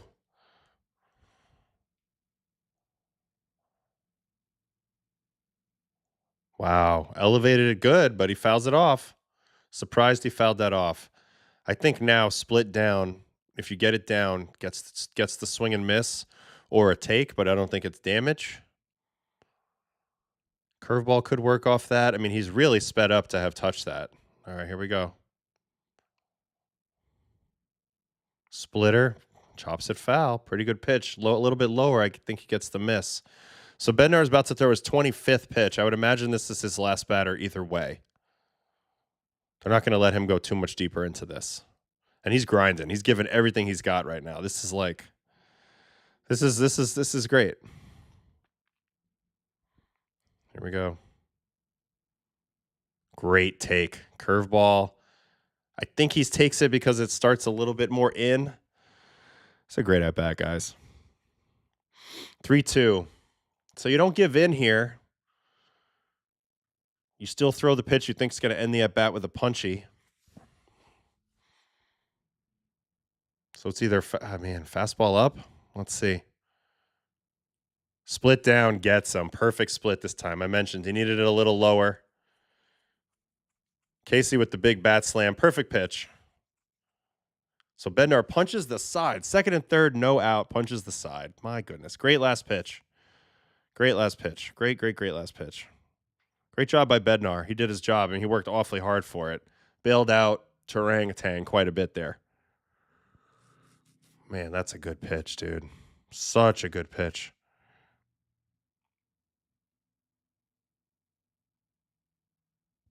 Man. All right, let's watch every pitch of this at bat because this was a battle. This was an absolute battle for the ages right here. If Casey comes through here, this is the biggest swing maybe in Canada baseball history. First pitch, split down, ball. Second pitch, curveball, strike. Great curveball today from Bednar. Great feel on that thing. Back to 1-1. Four seam. This is a good pitch to hit. Probably his best pitch to hit of the at-bat, but he wasn't ready for the speed or the ride on that. This just cooks him. Completely under it and late. All right, and then here comes the battle. That was the close pitch that actually touched, didn't get the call.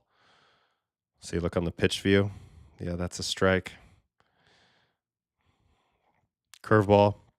Casey does a great job battling from here. That was a good spot. That was a good spoil. This is a crazy spoil. I can't believe he gets to this. Way up high.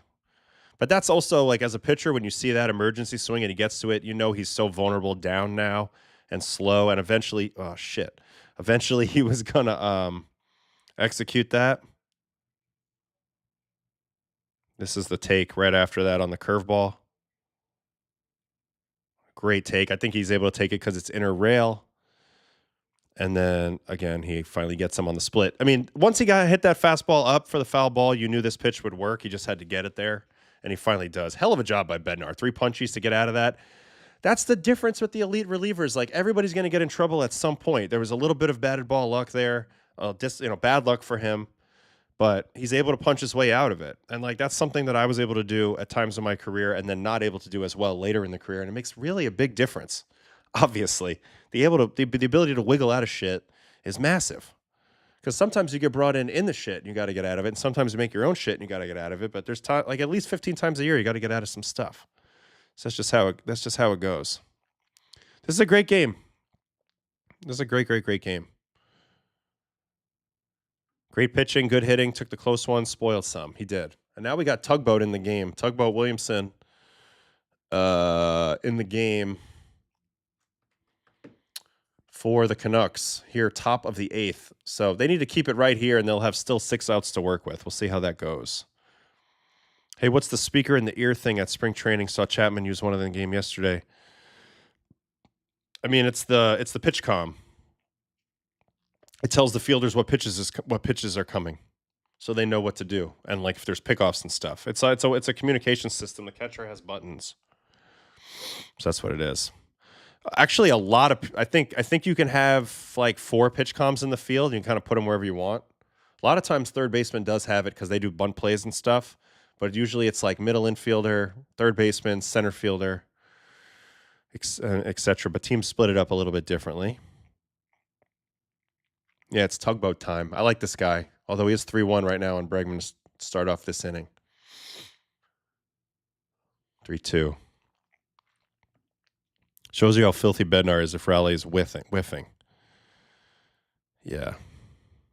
He's filthy, and he did this too. Good comment, Joao, to reset himself in that inning. I mean, ultimately, the mental controls the physical, and the best guys in the game, their mental game is strong enough to fix things even when there's multiple variables, lots of turmoil, stress, different problems to solve.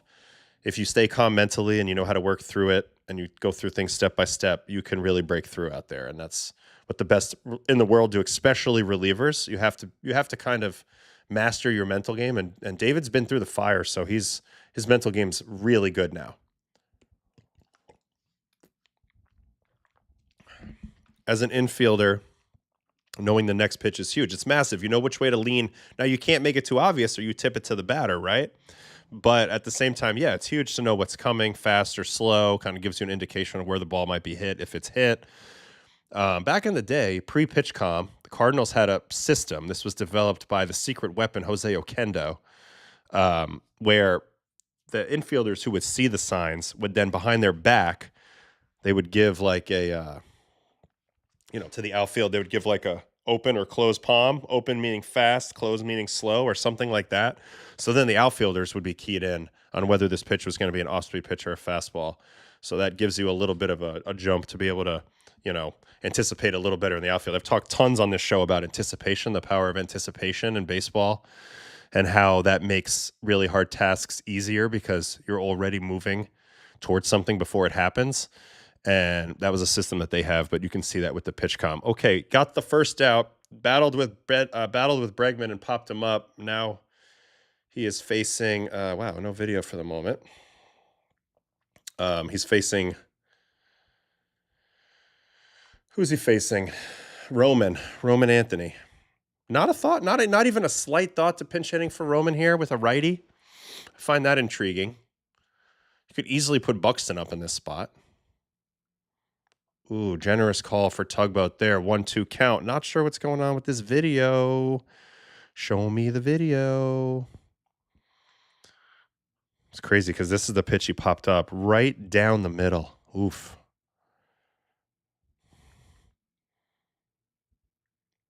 Yeah, Jose Oquendo, the secret weapon, baby.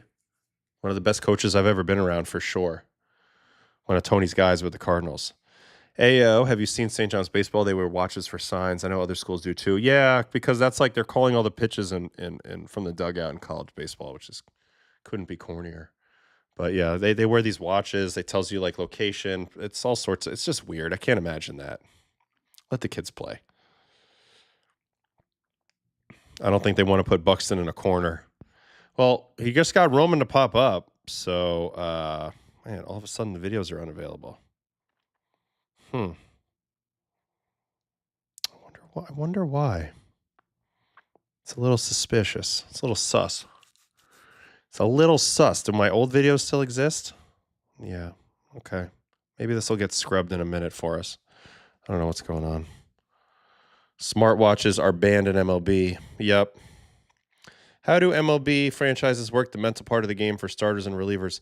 They don't really. I mean, you got some coaches that talk about it, and sometimes there's mental coaches, and I just don't think the mental side of the game is nearly as simplified or mastered the way it should be. But also, you have to have aptitude. Every player, different terminology for things will work for guys differently. It's important to remember that. Not everybody can be coached the same. But at the end of the day, like as a player, once you understand the power of your mind and how your mind controls your body, you can never unlearn that, Ayo, I'm curious if this ever happened to you. Did a pitcher ever get incredibly angry when you allowed the inherited runners to score? Yeah, probably. I remember Scherzer being mad about it one time when I gave up a grand slam to Robbie Grossman. We were up by like 8 runs, and I threw a stupid pitch, and all 3 of the runners on base were Max's, although I don't think all of them were earned. I remember him being a little salty about it, but I mean, I did my best. For the most part, I was pretty good at limiting guys' runs. I saved a lot of guys' runs. But, it's the old adage, you don't want them to score, don't leave them out there, you know what I'm saying? And, I mean, I certainly had a lot of runs cashed in behind me too, so that's how it happens. But for the most part, guys don't really, make it public if they're mad. They might go complain to their girlfriend or something. The watches they weigh aren't smart, just a number, and then the guys, so it's just another system to call pitches. Toronto, I mean, they all have psychologists. They all have that. But again, not everybody really, deals with that stuff, if that makes sense. Why are my videos gone all of a sudden? This is, really, really yucky right now. It's making me a little concerned. Maybe I should log out, log back in.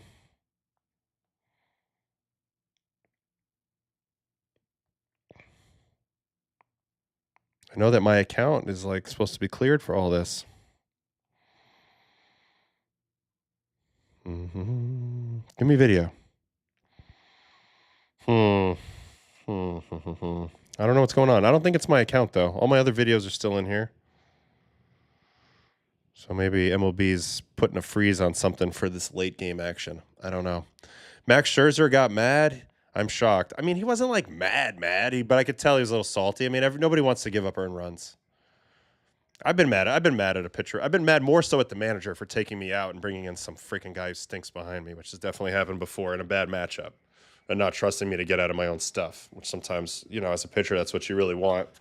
But you know what? The managers always have the right to make the calls. They have the final say.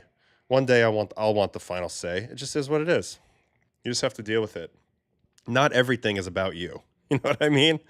I think I learned that pretty hard, but I think some people have a harder time with their narcissism. But for me, it's okay. I'm not that important. I can see why they call that. He's a shorter David Wells. Yeah, Tugboat, like Boomer. Tugboat's definitely David Wells' son. He's got that swag. He's got that energy. Canada coming up. Who's going to be in here? Buxton is now in the game. Oh, I thought they didn't want to put him in he's in center. PCA in left. I'm confused. Buxton should have hit. Is D-Row literally kidding? So you take Roman out of the game for defense, but you let him hit left on left against Tugboat, and you don't put Buxton in to get the hitting? They could have flipped the outfield positions then. Is anybody else confused by this? Because I am. Fuck. Still no video. This is dog shit. Right? What are we talking about? I'm confused. Should he not have let the righty hit against the lefty Tugboat? Oh, good swing by Toro. Judge runs it down. Is there a rule that the umpires can't be interviewed after a game if the call is... I just feel like they're almost never interviewed at all. So, I mean, now we're just not getting any video. This is absurd. Do I have to open up a case again? What is going on? You're ruining my stream, MLB. Come on, guys.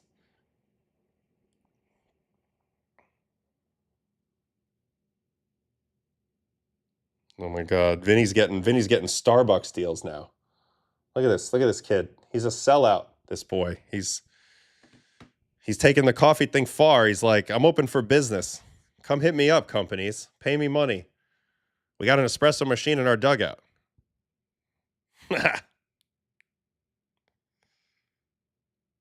Staying hashtag beamed up with Starbucks all week.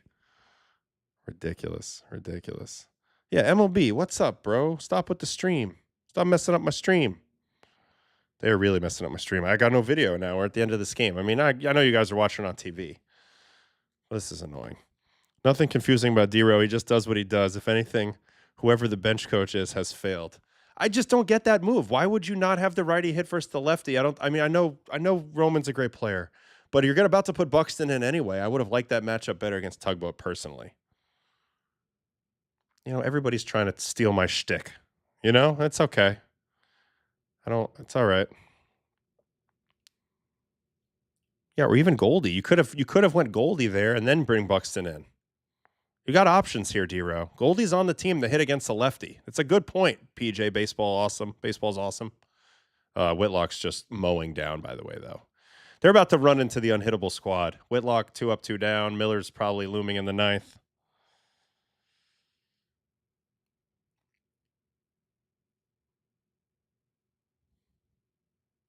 Yeah, he did. His amazing versus lefties. That's why he still plays in the big leagues, Goldie. Steal it back by slapping your sticker on the machine. I think I'm going to peel the sticker off my laptop and go slap it on the machine tomorrow, and then put a fresh one back on my laptop when I get home. Come on, give me a clip one time, MLB. I mean, you're just killing me. This was the changeup that Whitlock just threw, though. Disgusting. Look at that. Gross. Good pitch. Hey, good pitch, bro. I don't get how we can get pitch view, but we can't get the damn video. What the hell? What's a beast? Yeah, maybe the analytics said different. Maybe. I'm just saying what I would have done personally. I know that Roman's swinging the bat pretty well overall. What's the box today? What's he got going on today? 1 for 4. So he was 1 for 3 coming into that at bat. He's hitting 316. I get it. But I also think, like, you have these guys there for a reason. Goldschmidt's an absolute weapon versus lefties. Buxton is a right-hander. You're going to bring him in anyway for defense. I don't know. I would have considered it there. Only thing that makes a little sense is Anthony tweaked something and he had to come out. He definitely didn't tweak something. He's not a good defender compared to these guys. That's why they made that move. Now they're like, all of a sudden, they're like going, we need defense in the game, which makes sense. More defense. So PCA, Buxton, Judge, that's now their defense is outrageous. Good play by Terang to end it. So I doubt we'll have that video. Yep, sure don't. You're killing me now, MLB. You're killing me. But we don't have any video, but my man Witt, 3 up, 3 down. Huge shutdown inning there. Really, the big-time Bednar pitching is the story right now. Wiggling his way out of there with the pop-up in the infield and the 2 strikeouts. He didn't strike out the side, like I said before. He got the infield pop-up, which is basically a strikeout, and then 2 strikeouts. And then Whitlock just cruises. 3 up, 3 down. And now we should see Mason Miller. So unless something crazy happens, which it's baseball, U.S. is in a great spot. They got to the end game. They got to Mason Miller with a 2-run lead minimum if they don't keep tacking on. Honestly, if you look back on it, that play, that infield ground ball that they didn't convert into an out and 2 runs scored for U.S., that was big. That was big, big, big. Next reliever of the year, Whitlock. He's so good. So good. Maybe D-Row was told Anthony had the bat there. I mean, probably not. I don't think so.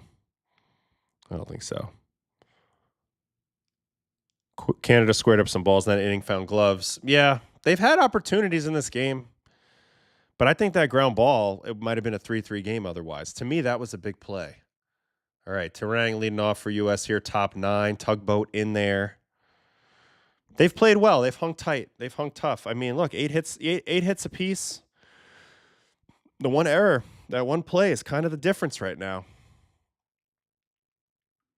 Yeah, I mean, Witt Chappie. I mean, come on, that's a great combo right there. Great righty, great lefty. Big time stuff.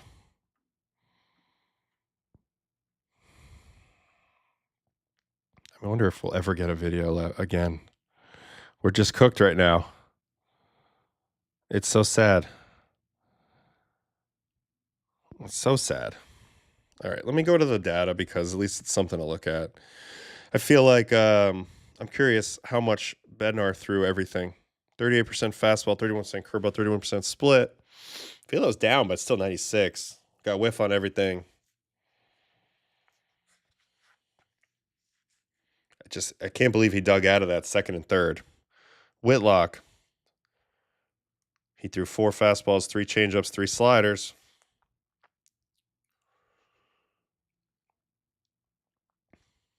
So they're all set up now. Keller, Spire, Bednar, Whitlock, and then you would think Mason Miller. U.S. gets the leadoff guy on. What just happened? Bryce Terang walks. Did we get the video? Nope. Son of a gun. This is killing me. Could pinch hit Clement here instead. 2. Double play. PCA hits into a double play. Really good play by Otto Lopez. Turned that all by himself. I think that Toro play is the difference right now. But now we're trending towards a 2-run lead in the 9th. I know it's the best pitcher in the world probably in 3-out situation, but assuming it's Mason, but anything can happen. Canada's right there with them. They've played a nice baseball game. They really have. And Mr. Dominican, congrats to your squad. You guys look incredible. Mercy ruling, Korea. You're likely going to get USA next. We'll see. Still no stupid video. I don't know what happened here. I'm going to have to go open up a complaint in a little while. Tugboat trying to clean out his 2 shutout innings. Fell behind 2-0 to Witt here. We'll see how it goes. That Otto guy, he's okay. It better be Miller. It better be Miller, right? So at this point, PCA is going to stay in this spot because they need his defense. So even in the spot where maybe he's a suboptimal matchup, they can't take him out there. They take him out, they have to shift. They have to put somebody else in left. And right now, you are playing for 3 outs. No matter what, you need 3 outs, so you want your best defenders in the game. PCA was not coming out. That's the great thing about being an elite defender. You don't get replaced late in the game when you have the lead. They need you. They don't. There's no dugout app for the WBC. Only the research tool. Unfortunately.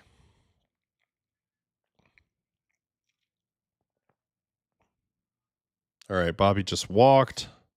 So it is Miller. Miller's warming up.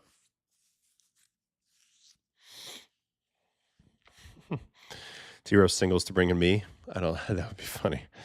But I am not on that team. It's a good point. All right, come on. At some point, we're going to get a video, right? I don't know why all of a sudden all the videos are unavailable. I'm going to have to go back into my email, figure out who to email.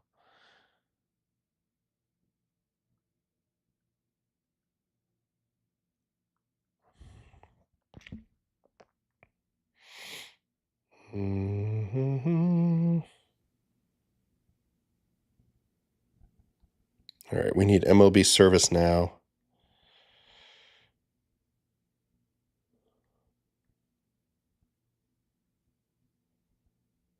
Email.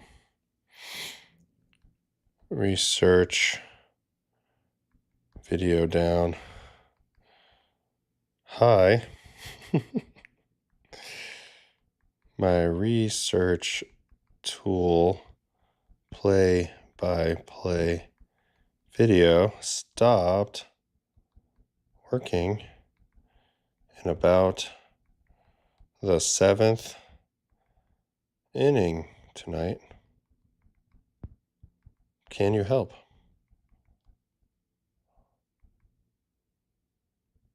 So we'll see what happens. What's the point on having Goldie on the roster if he's not going to have these ABs? I mean, right now is the moment too, right? With Bryce up. Left on left. Showing a lot of faith in Bryce. You would think this would be a Goldie spot, personally. But I'm not sure. I've had to call Bodie and get me a package. Oh, we got an email back. Automatic research video down. Oh, wait, that was what I said.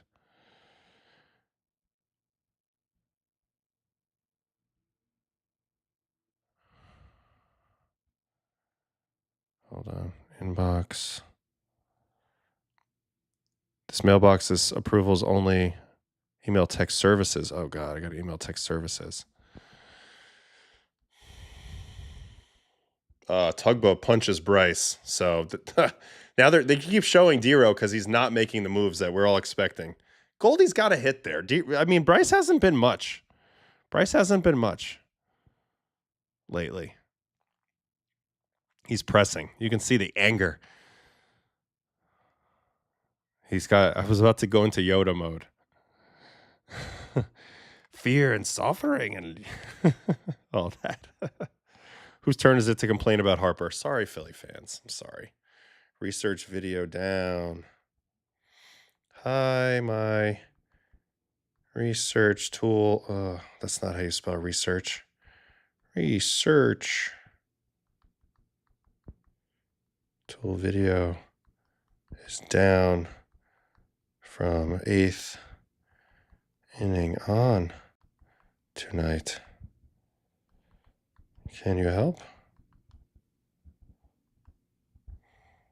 All right, let's see. Harper punches out. Do we have video of that? Probably not. All right. This sucks. I'm sorry, you guys. Here it is. Hate leads to suffering. Anger leads to hate. Hate leads to suffering. Oh, wait. It starts even further. Fear leads to anger. Anger leads to hate. Hate leads to suffering. I feel like that's where we're at. He should have walked, though. Do or do not. There is no pinch hit. Well, we're going to the bottom of the ninth. Mason Miller coming in versus the Canucks. Can they rally off of the best? I don't think this guy's given up a run in months. So let's see. Bigger question is why this team isn't taking advantage of its huge bench. He's old school, you know. He's. I think he has a heart. I think, you know. I don't know. I think I'm just so confused about the Bryce dynamic. All right, Mason Miller in the game. Yes, he is indeed trying to slam the door on Canada. God, he was good last year. He did blow 4 saves, so it can happen. 8-9-1 for Canada. If they can scrap a few guys on, maybe you got a shot. I don't know how you hit this guy, to be honest. Do you sit fastball? Do you sit slider? Slider's nasty. Fastball is likely to be like 102 right here, maybe higher.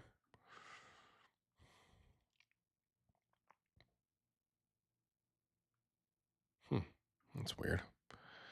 All right. Yeah, 4 whole saves. First pitch heater, 101, Bayou, strike 1.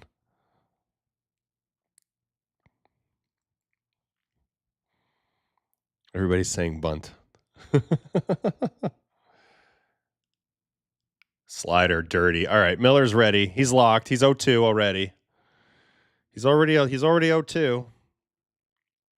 Damn, I'm so mad we don't have the video. It's really ruining my life. Ruining my life. All right, 0-2 pitch. I know I got allergies now because my eyes are itchy. Ooh, good swing. Good swing by Young. Jared Young staying alive. Come on, Jared Young. This is the pinch hitter in this game, huh? Otto Lopez got pinch hit for. They don't want any righty versus him. 0-2. 102 up top for a ball. So I guess we might as well just hang out like this for a bit. I mean, we made it to the 2-hour point in the stream, so we'll finish this. We'll finish this game off. We'll see where it goes. We'll prepare for tomorrow, and that's kind of it. It's been one of those nights where just been dragging. We're trying to watch this game. We don't have any video for like the last 3 innings. It all fell apart. Oh, wait a minute. Is it back? No.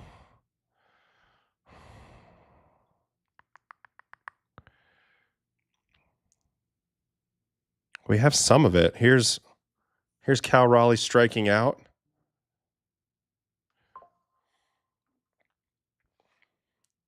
Sorry, hold on.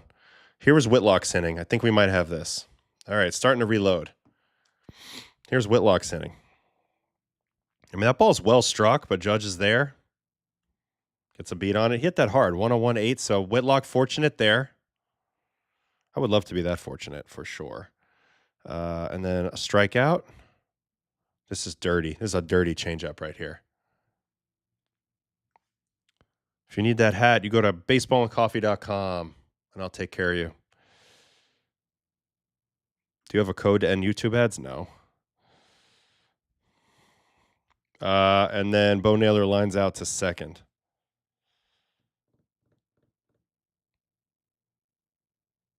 He hit that ball hard too. Nice play by Terang. How hard? 90. Well, only 91.9, but 2 balls, I thought that were pretty well struck there.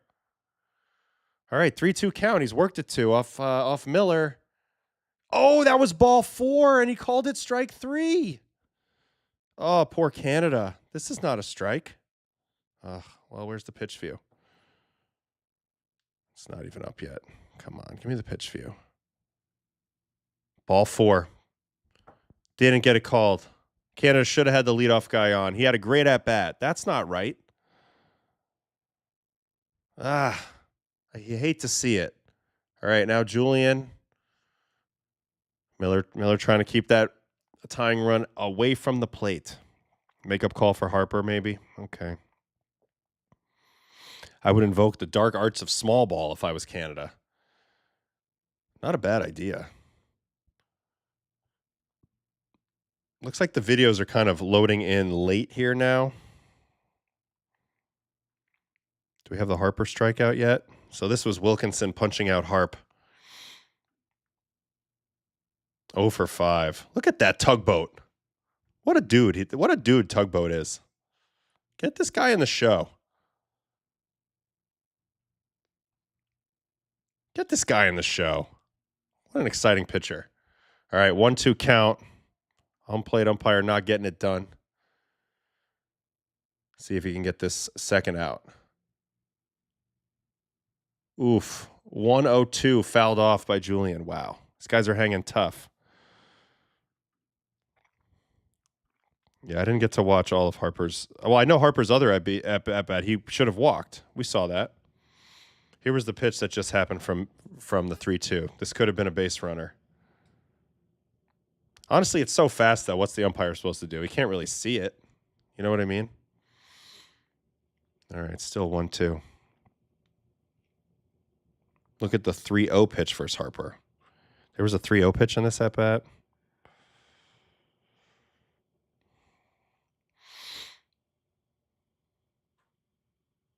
Oh, yeah. Should have been a 4-pitch walk. He's not wrong. He's been screwed twice. I'm sure he went and looked at that other pitch before, and that's why he said something to the umpire this time.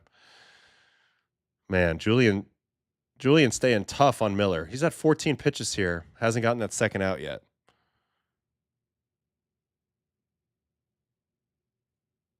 Yeah. Strike 3. 1-0-2 at the bottom of the zone. They're 1 out away from advancing and getting the dream matchup with DR.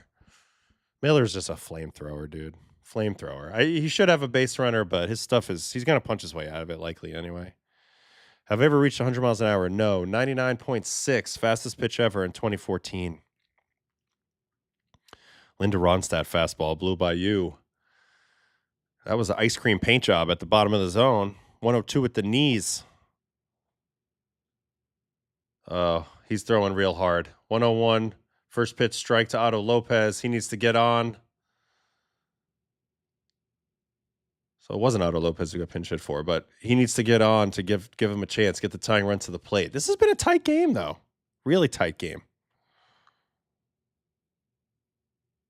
Oh, I have like an 8 a.m. bus tomorrow or something. I got an early one. Foul ball. Yeah, he's feeling it. 1 pitch away. This is the cheese at the knees to Julian from the center field cam. Bink. Goodbye. 102.4. Sounds like a radio station, not a mile an hour. Strike 3, slider. See you later. All right. Tough one for Canada. I thought they did a good job. They played a good game. USA hangs on 5-3. The difference in the game was really that ground ball that they didn't get an out on. Toro diving in front of Otto Lopez, kind of screwing that up. And ultimately that messed him up. This was the final pitch of the game. Really nasty slider to the bottom of the zone. Nothing you can do about that. 90 miles an hour. Once the video loads, I will get it, but it's not loaded yet. And we're going to get the matchup. We're going to get Skeens versus DR, US versus DR. That should be the biggest game of the tournament. The most exciting, anticipated. 2 juggernauts going head-to-head. Definitely DR has been the more impressive team, but, US has made it to the semis, so they've earned their way there. Going 4-1. Obviously, they only lost to yours truly in Italy, even though I did a whole lot of nothing. It was a good game, though. Great game. Great game for sure. Would you do a stream Sunday? I know tomorrow is tougher to do. I haven't even thought ahead yet. There's a chance I could do it tomorrow night from Miami. Or if we don't win, I could do it from here before I fly back the next morning, back to New York. I'm just going to have to wait and see. There's a chance there's no stream tomorrow, and then I would do it. Yeah, I would probably do it Sunday, or I'll find a way to mix it in for sure. But just not sure yet. Still no view of that last pitch. Miller's just a joke. What did he average? What did he average in this game, fastball wise? It's easily over 100.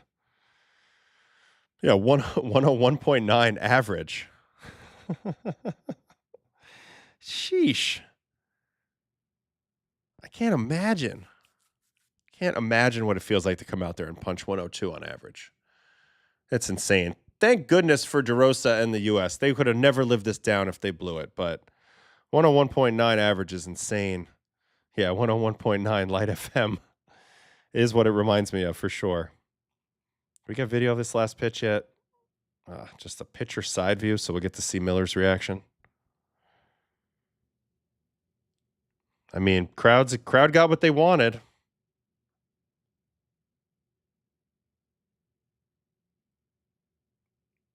Bang, bang. Cool, calm, and collected, but I guess it's easy to be cool, calm, and collected when you throw absolute flame balls. Here's the pitch that you can actually see it on broadcast view. I mean, that's a thing of beauty. That's a slammer. That's what that is. It's a freaking slammer. Great pitch if you have it, if you can throw it.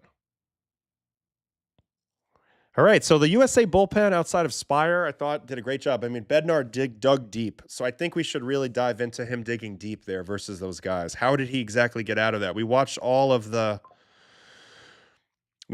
Casey at bat, but I want to watch the Tyler O'Neill. I want to watch I watched the two at bats before. So this went down to 3-2 as well, and this is when we really thought Canada was going to have a shot to break back into this game. This is the sequence that won the game for USA at the end of the day on the mound. He doesn't even get a strike on this.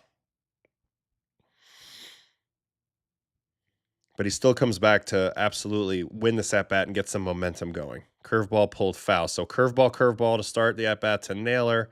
Here comes the fastball. Try to go up in. Misses too far in, 2-1. Back to the curveball. Little low, 3-1. Should be 2-2, but it's 3-1, and then he comes back from there. Throws a dandy of a split here, and this is like a huge thing.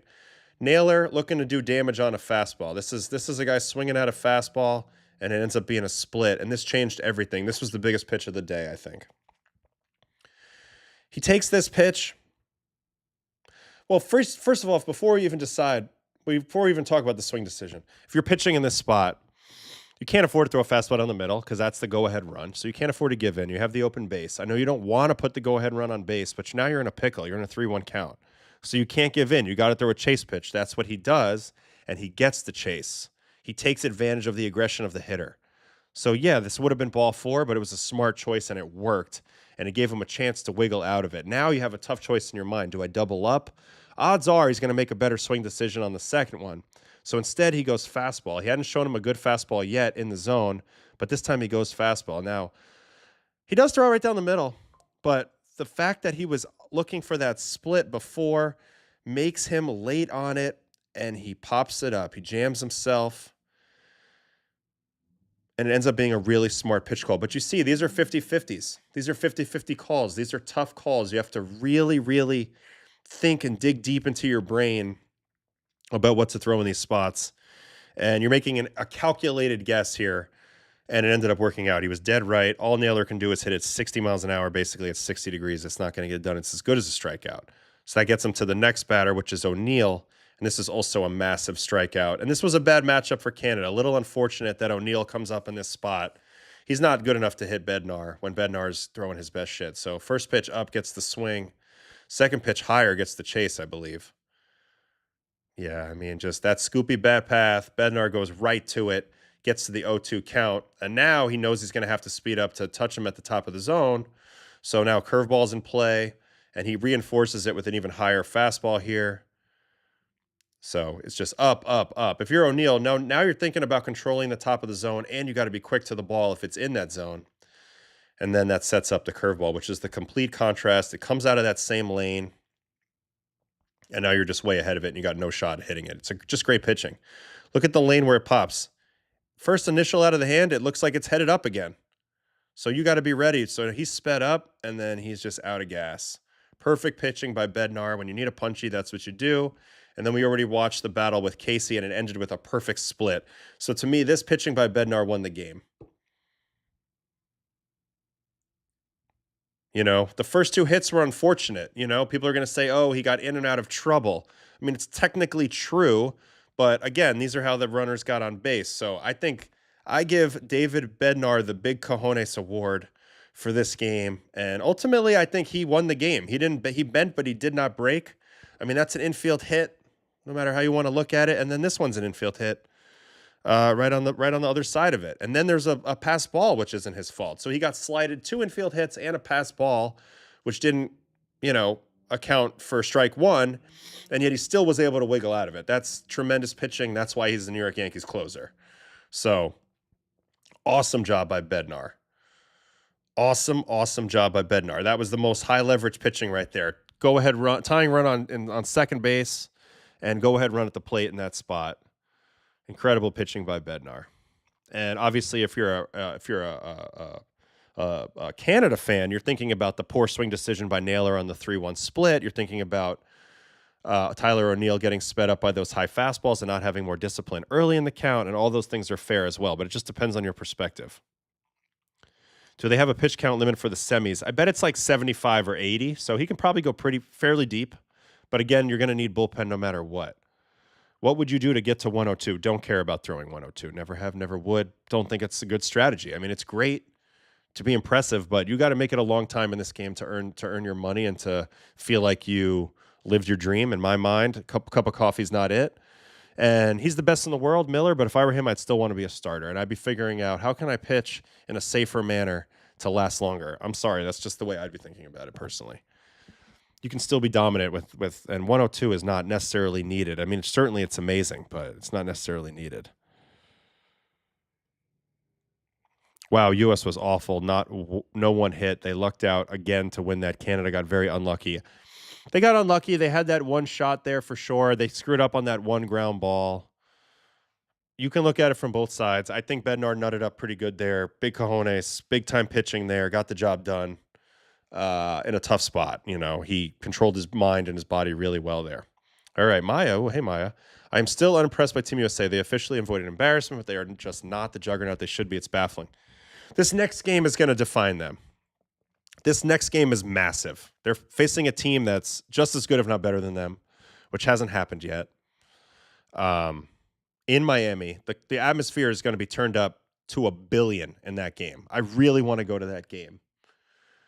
It's going to be literally a movie in that game. So anything can happen. Yes, they're all lined up to take down the big bad DR. They have Skeens on the mound. But it's going to be a tall task. And if they can win that game, then they'll have earned everybody's respect, I think, to some extent. But to this point, yeah, I think it's fair to criticize them a little bit. Maybe not criticize, but to question them a little bit. I'm not too impressed with USA either. They seem flat. The Toro errors earlier were brutal. We're in extras if not for those 2 throws. Totally agree. Canada needed to plate those 2 runs in the 7th. That was the opportunity. Stern should have traded for Bednar instead of short-term rental. Depends on the prices. I'm not privy to any of those conversations, but I do love the pickup by the Yankees of Bednar for sure. It's a little too late for me to do the stream for like 3 hours today. We'll pick up on some spring training stuff later. I know there was some other stuff out there. U.S. has not really had a moment with the bats. Got a chance against DR, I guess. Yeah, and they're not getting Sanchez. I think the Dominican pitching, while stuffy and good, I think the U.S. can hit it. I think we might have a high-scoring game. It's going to be interesting to see. I don't know. Hard to predict a high-scoring game with Skeens on the mound, but the Dominican team is just a juggernaut. I don't know how that game's going to go. That's a great baseball game we're about to watch, and we'll see. Proud of Canada. We never made it this far, but we missed Freddie. Yep, definitely. Part of the lineup hurt Canada. Ernie relied on Josh and O'Neill to come through instead of bunting. Yeah, they're not going to bunt with Josh Naylor. Oh, it's all good. I appreciate you're here now. Appreciate anybody who's here. Doing great. Harper needs to replace with Kurtz yesterday. Or Olsen, or Bush, or Alonso. A lot of options here. I'd be curious if Harper gets to start in the DR game. I mean, I'm assuming D-Rose pot committed with him now, but we'll see. Bednar's price wasn't high, I'd say, when he was traded. What did the Yankees trade for him? I don't even remember, so it must have not been that high.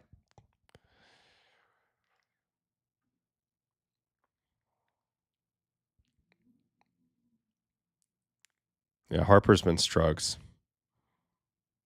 Yeah, so since August 6th, Mason Miller has not allowed a run. That's the ultimate trump card that they have on everything. Why did DR not save Sanchez? Well, they're probably dealing with a little bit of the, keep him on their schedule type of thing as well. Plus, you don't really know who you're going to play. Like, they could have easily played Japan, and you also don't know how good Korea is. They're a little bit of a mystery. So I think that made sense. Obviously, looking at it now, they'd rather have Sanchez probably for this game. Did not get an answer from the email, but the thing started working again, so that worked. Yo, what's up, Goat Prods? I saw people saying that Bayo went back to camp. I don't know enough about that. I thought he looked great in his last outing. I don't know. Who's going to pitch in this game? It's going to be tremendous and really cool to find out. DR versus U.S. Here's the final box score in the ball game. So for the U.S., Webb was really good, man. 4 2/3. He's had a great tournament. He's been key. Getting the real starting pitchers has been key. Webb, Keller had the 2 runs. One of them was, of course, cashed in by Spire on that home run. So he did okay. Bednar, we already covered. Whitlock, 2 hard hit balls, but a 1-2-3 inning. And then Miller punches the side, even though he should have walked the leadoff hitter. On the Canada side, Soroka deserved better. He was let down for sure. Almont let down by that play. No, he's not really let down, but that was the other 2 runs. And then I thought they did great other than that. Ashman was great. Wilkinson was tremendous. They hung in this game. Good showing for Canada in the WBC this year. Unfortunately, it was a little bit too short, and now we are going to get that USA-Dominican game coming up. As for tomorrow, I've already looked at it once, but we'll do it again, as I'm pretty tired here. Lugo versus Aldeguerri. That's going to be the squad. That's going to be the matchup for us and the Puerto Ricans. I love this matchup. I think anything can happen. We're both pretty good teams. Certainly not juggernauts right now, but I think the way that we've played, we're playing loose. We're playing with house money. They have Yachty.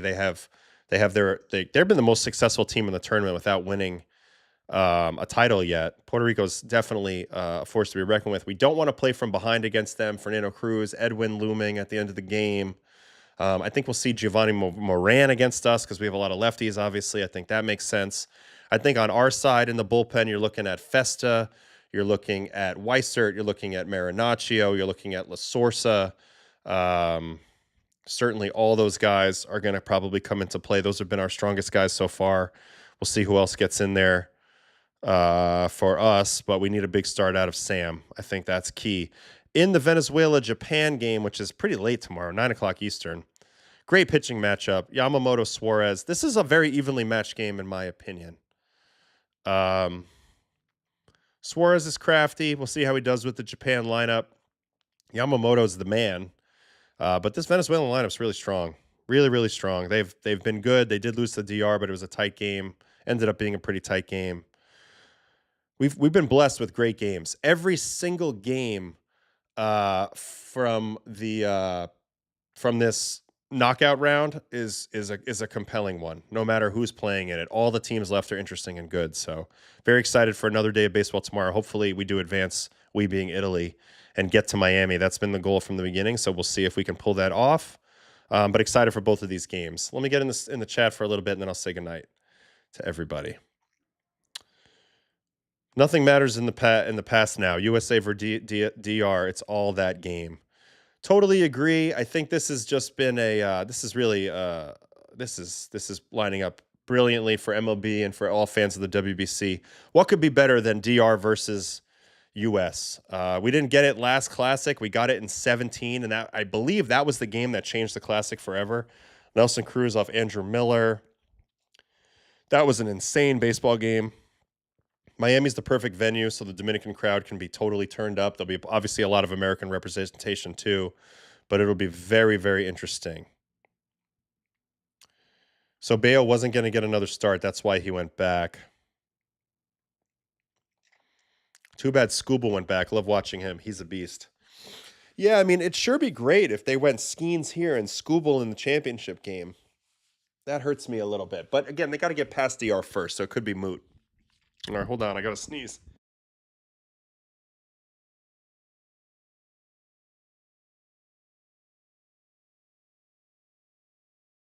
Yeesh.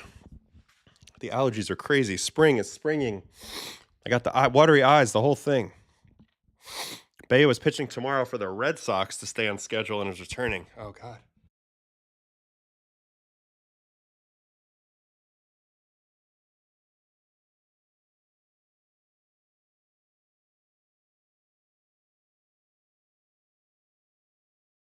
Sorry, guys. We're having trouble with the allergies now.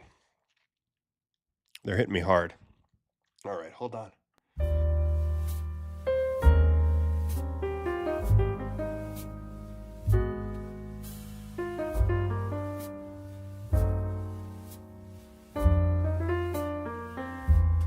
All right, hold on, guys. I'm back. Just had like 28 sneezes in a row. All right, Bayo pitching tomorrow for Red Sox. Then I'll go to the DR team too if they advance. Can you imagine Italy in the championship game? Yeah, I can imagine it. I mean, it'd be amazing. And then I had to pitch again. That'd be crazy. That I can't imagine, but I mean, I'll be ready if it has to happen.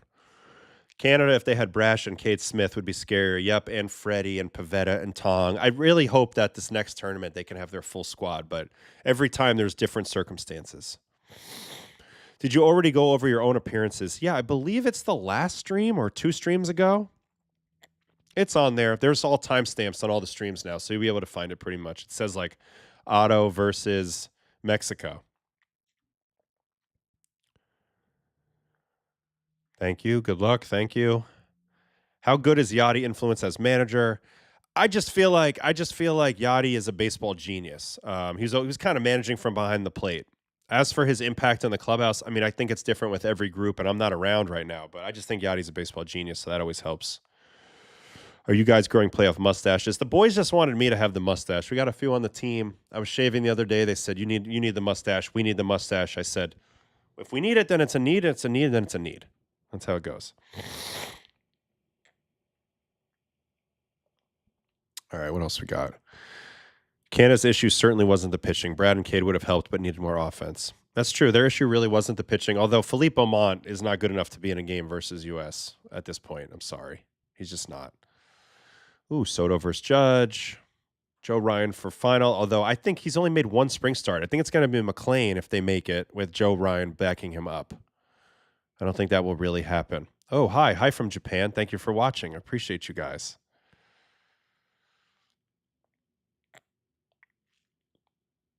Julio should ignore the dumper at the plate. That would be interesting. After the whole Randy situation. No, I don't take these drugs. They don't work for me. They make me foggy. I didn't talk about Coulomb signing with the Sox. We can touch on it for a second. I feel terrible for this guy. He's been great the last few years. He got 1 year, $1 million. He's going to be on the Red Sox, which is great. But he's been great. He's been legitimately great for 3 years. I know he's been hurt at times. 1 year, $1 million. Just fuck off. Pisses me off. Should have got $6 million. Drives me crazy. They just grinded you down. They grinded him down. All right, what else we got? Adam, tell your teammates to win it for Joe D. Okay.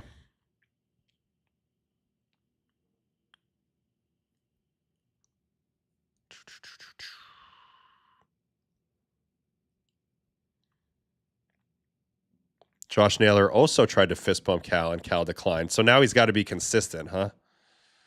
I guess. I mean, he's so good. He's too good for that. This is a great deal for the Red Sox. It just bothers me. Bothers me a lot. All right, let's just go real quick. Let's go to I'm about to wrap it up, but in case you're interested in the probable pitchers for tomorrow for spring, we already went over the games. We'll just do this real quick and we'll say goodnight. Marlins at Nats, TBA versus Clemmy. Orioles, Pirates, Rogers, Molodinsky. I saw Rogers was named opening day starter for the O's. Rays, Twins, Woodford, Simeon, Rids, Richardson. Phillies, Yankees, Wilson and Freed. Tigers, Jays, Skubal and Scherzer. So Skubal's pitching. God dang it, it's so annoying. Skubal, Scherzer, okay. Cardinals, Miami Marlins, Palante, TBA. Royals, A's, Bergert, Lopez. Diamondbacks, Giants, Gallen and Hauser. Rangers, Reds, Gomber and Lauder. We've been curious about Lauder. Padres, Rangers. TBA and Nasty Nate. Dodgers, White Sox, Robleski and Vassell. Cubs, Rockies, Ben Brown and Freeland. They still let Ben Brown start games. He's a reliever, no? Logan Allen and San Diego. Cleveland and San Diego, Logan Allen. Mariners, A's, Gilbert and Urania. Rockies had a split squad. So Rockies, Brewers. Ooh, Mizorowski. I don't think I've seen him much yet. Agnos and Mizorowski. Mets, Astros, TBA and Weiss. Sox, Braves. There he is. Bayo and Elder. So, yeah, Bayo and Skubal kind of on the same plan. Staying ready. All right, back to the chat for a minute, then I'm saying goodnight.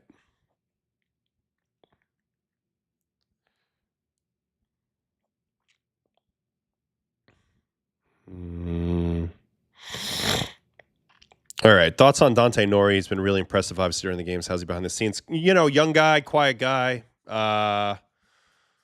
Interesting little player, you know. Got a nice little left-handed swing, a little choppy, good defender. Got blinded by the lights on a ball the other day, but he's been good. I think he's been soaking it up. It's great that he's played every day. The Phillies strength coach is here, so he's locked in. He's in a good spot. He'll be an interesting player. We'll see how he develops. All right. I think I'm done. I see more stuff in here. I see some more stuff in here. Looks like Brendan Little, 98-2. I mean, he's looking. I'm a little worried about his elbow because that's what happened to me when I start throwing all sorts of harder. But if it holds and he's healthy, that's great, obviously. 98-mile-an-hour sinker. But this is true. I'm going to get some rest. We'll answer this real quick. Who do you think is going to win the World Baseball Classic? Well, if it's not Italy, of course. I am tempted to go towards Dominican as well. They are looking awfully good. They have to get through Skeens here in U.S., but I don't know. A lot of things are coming up Dominican these days. That would be my guess if it's not Italy. But let's see. Let's see it play out. I mean, obviously, we're sleeping on Japan this whole time, but that would be my my feeling on it. Anyway, we're going to end it with the Italia here at the bottom. Thank you guys for hanging with me. It's been a good stream. We went almost 2.5 hours.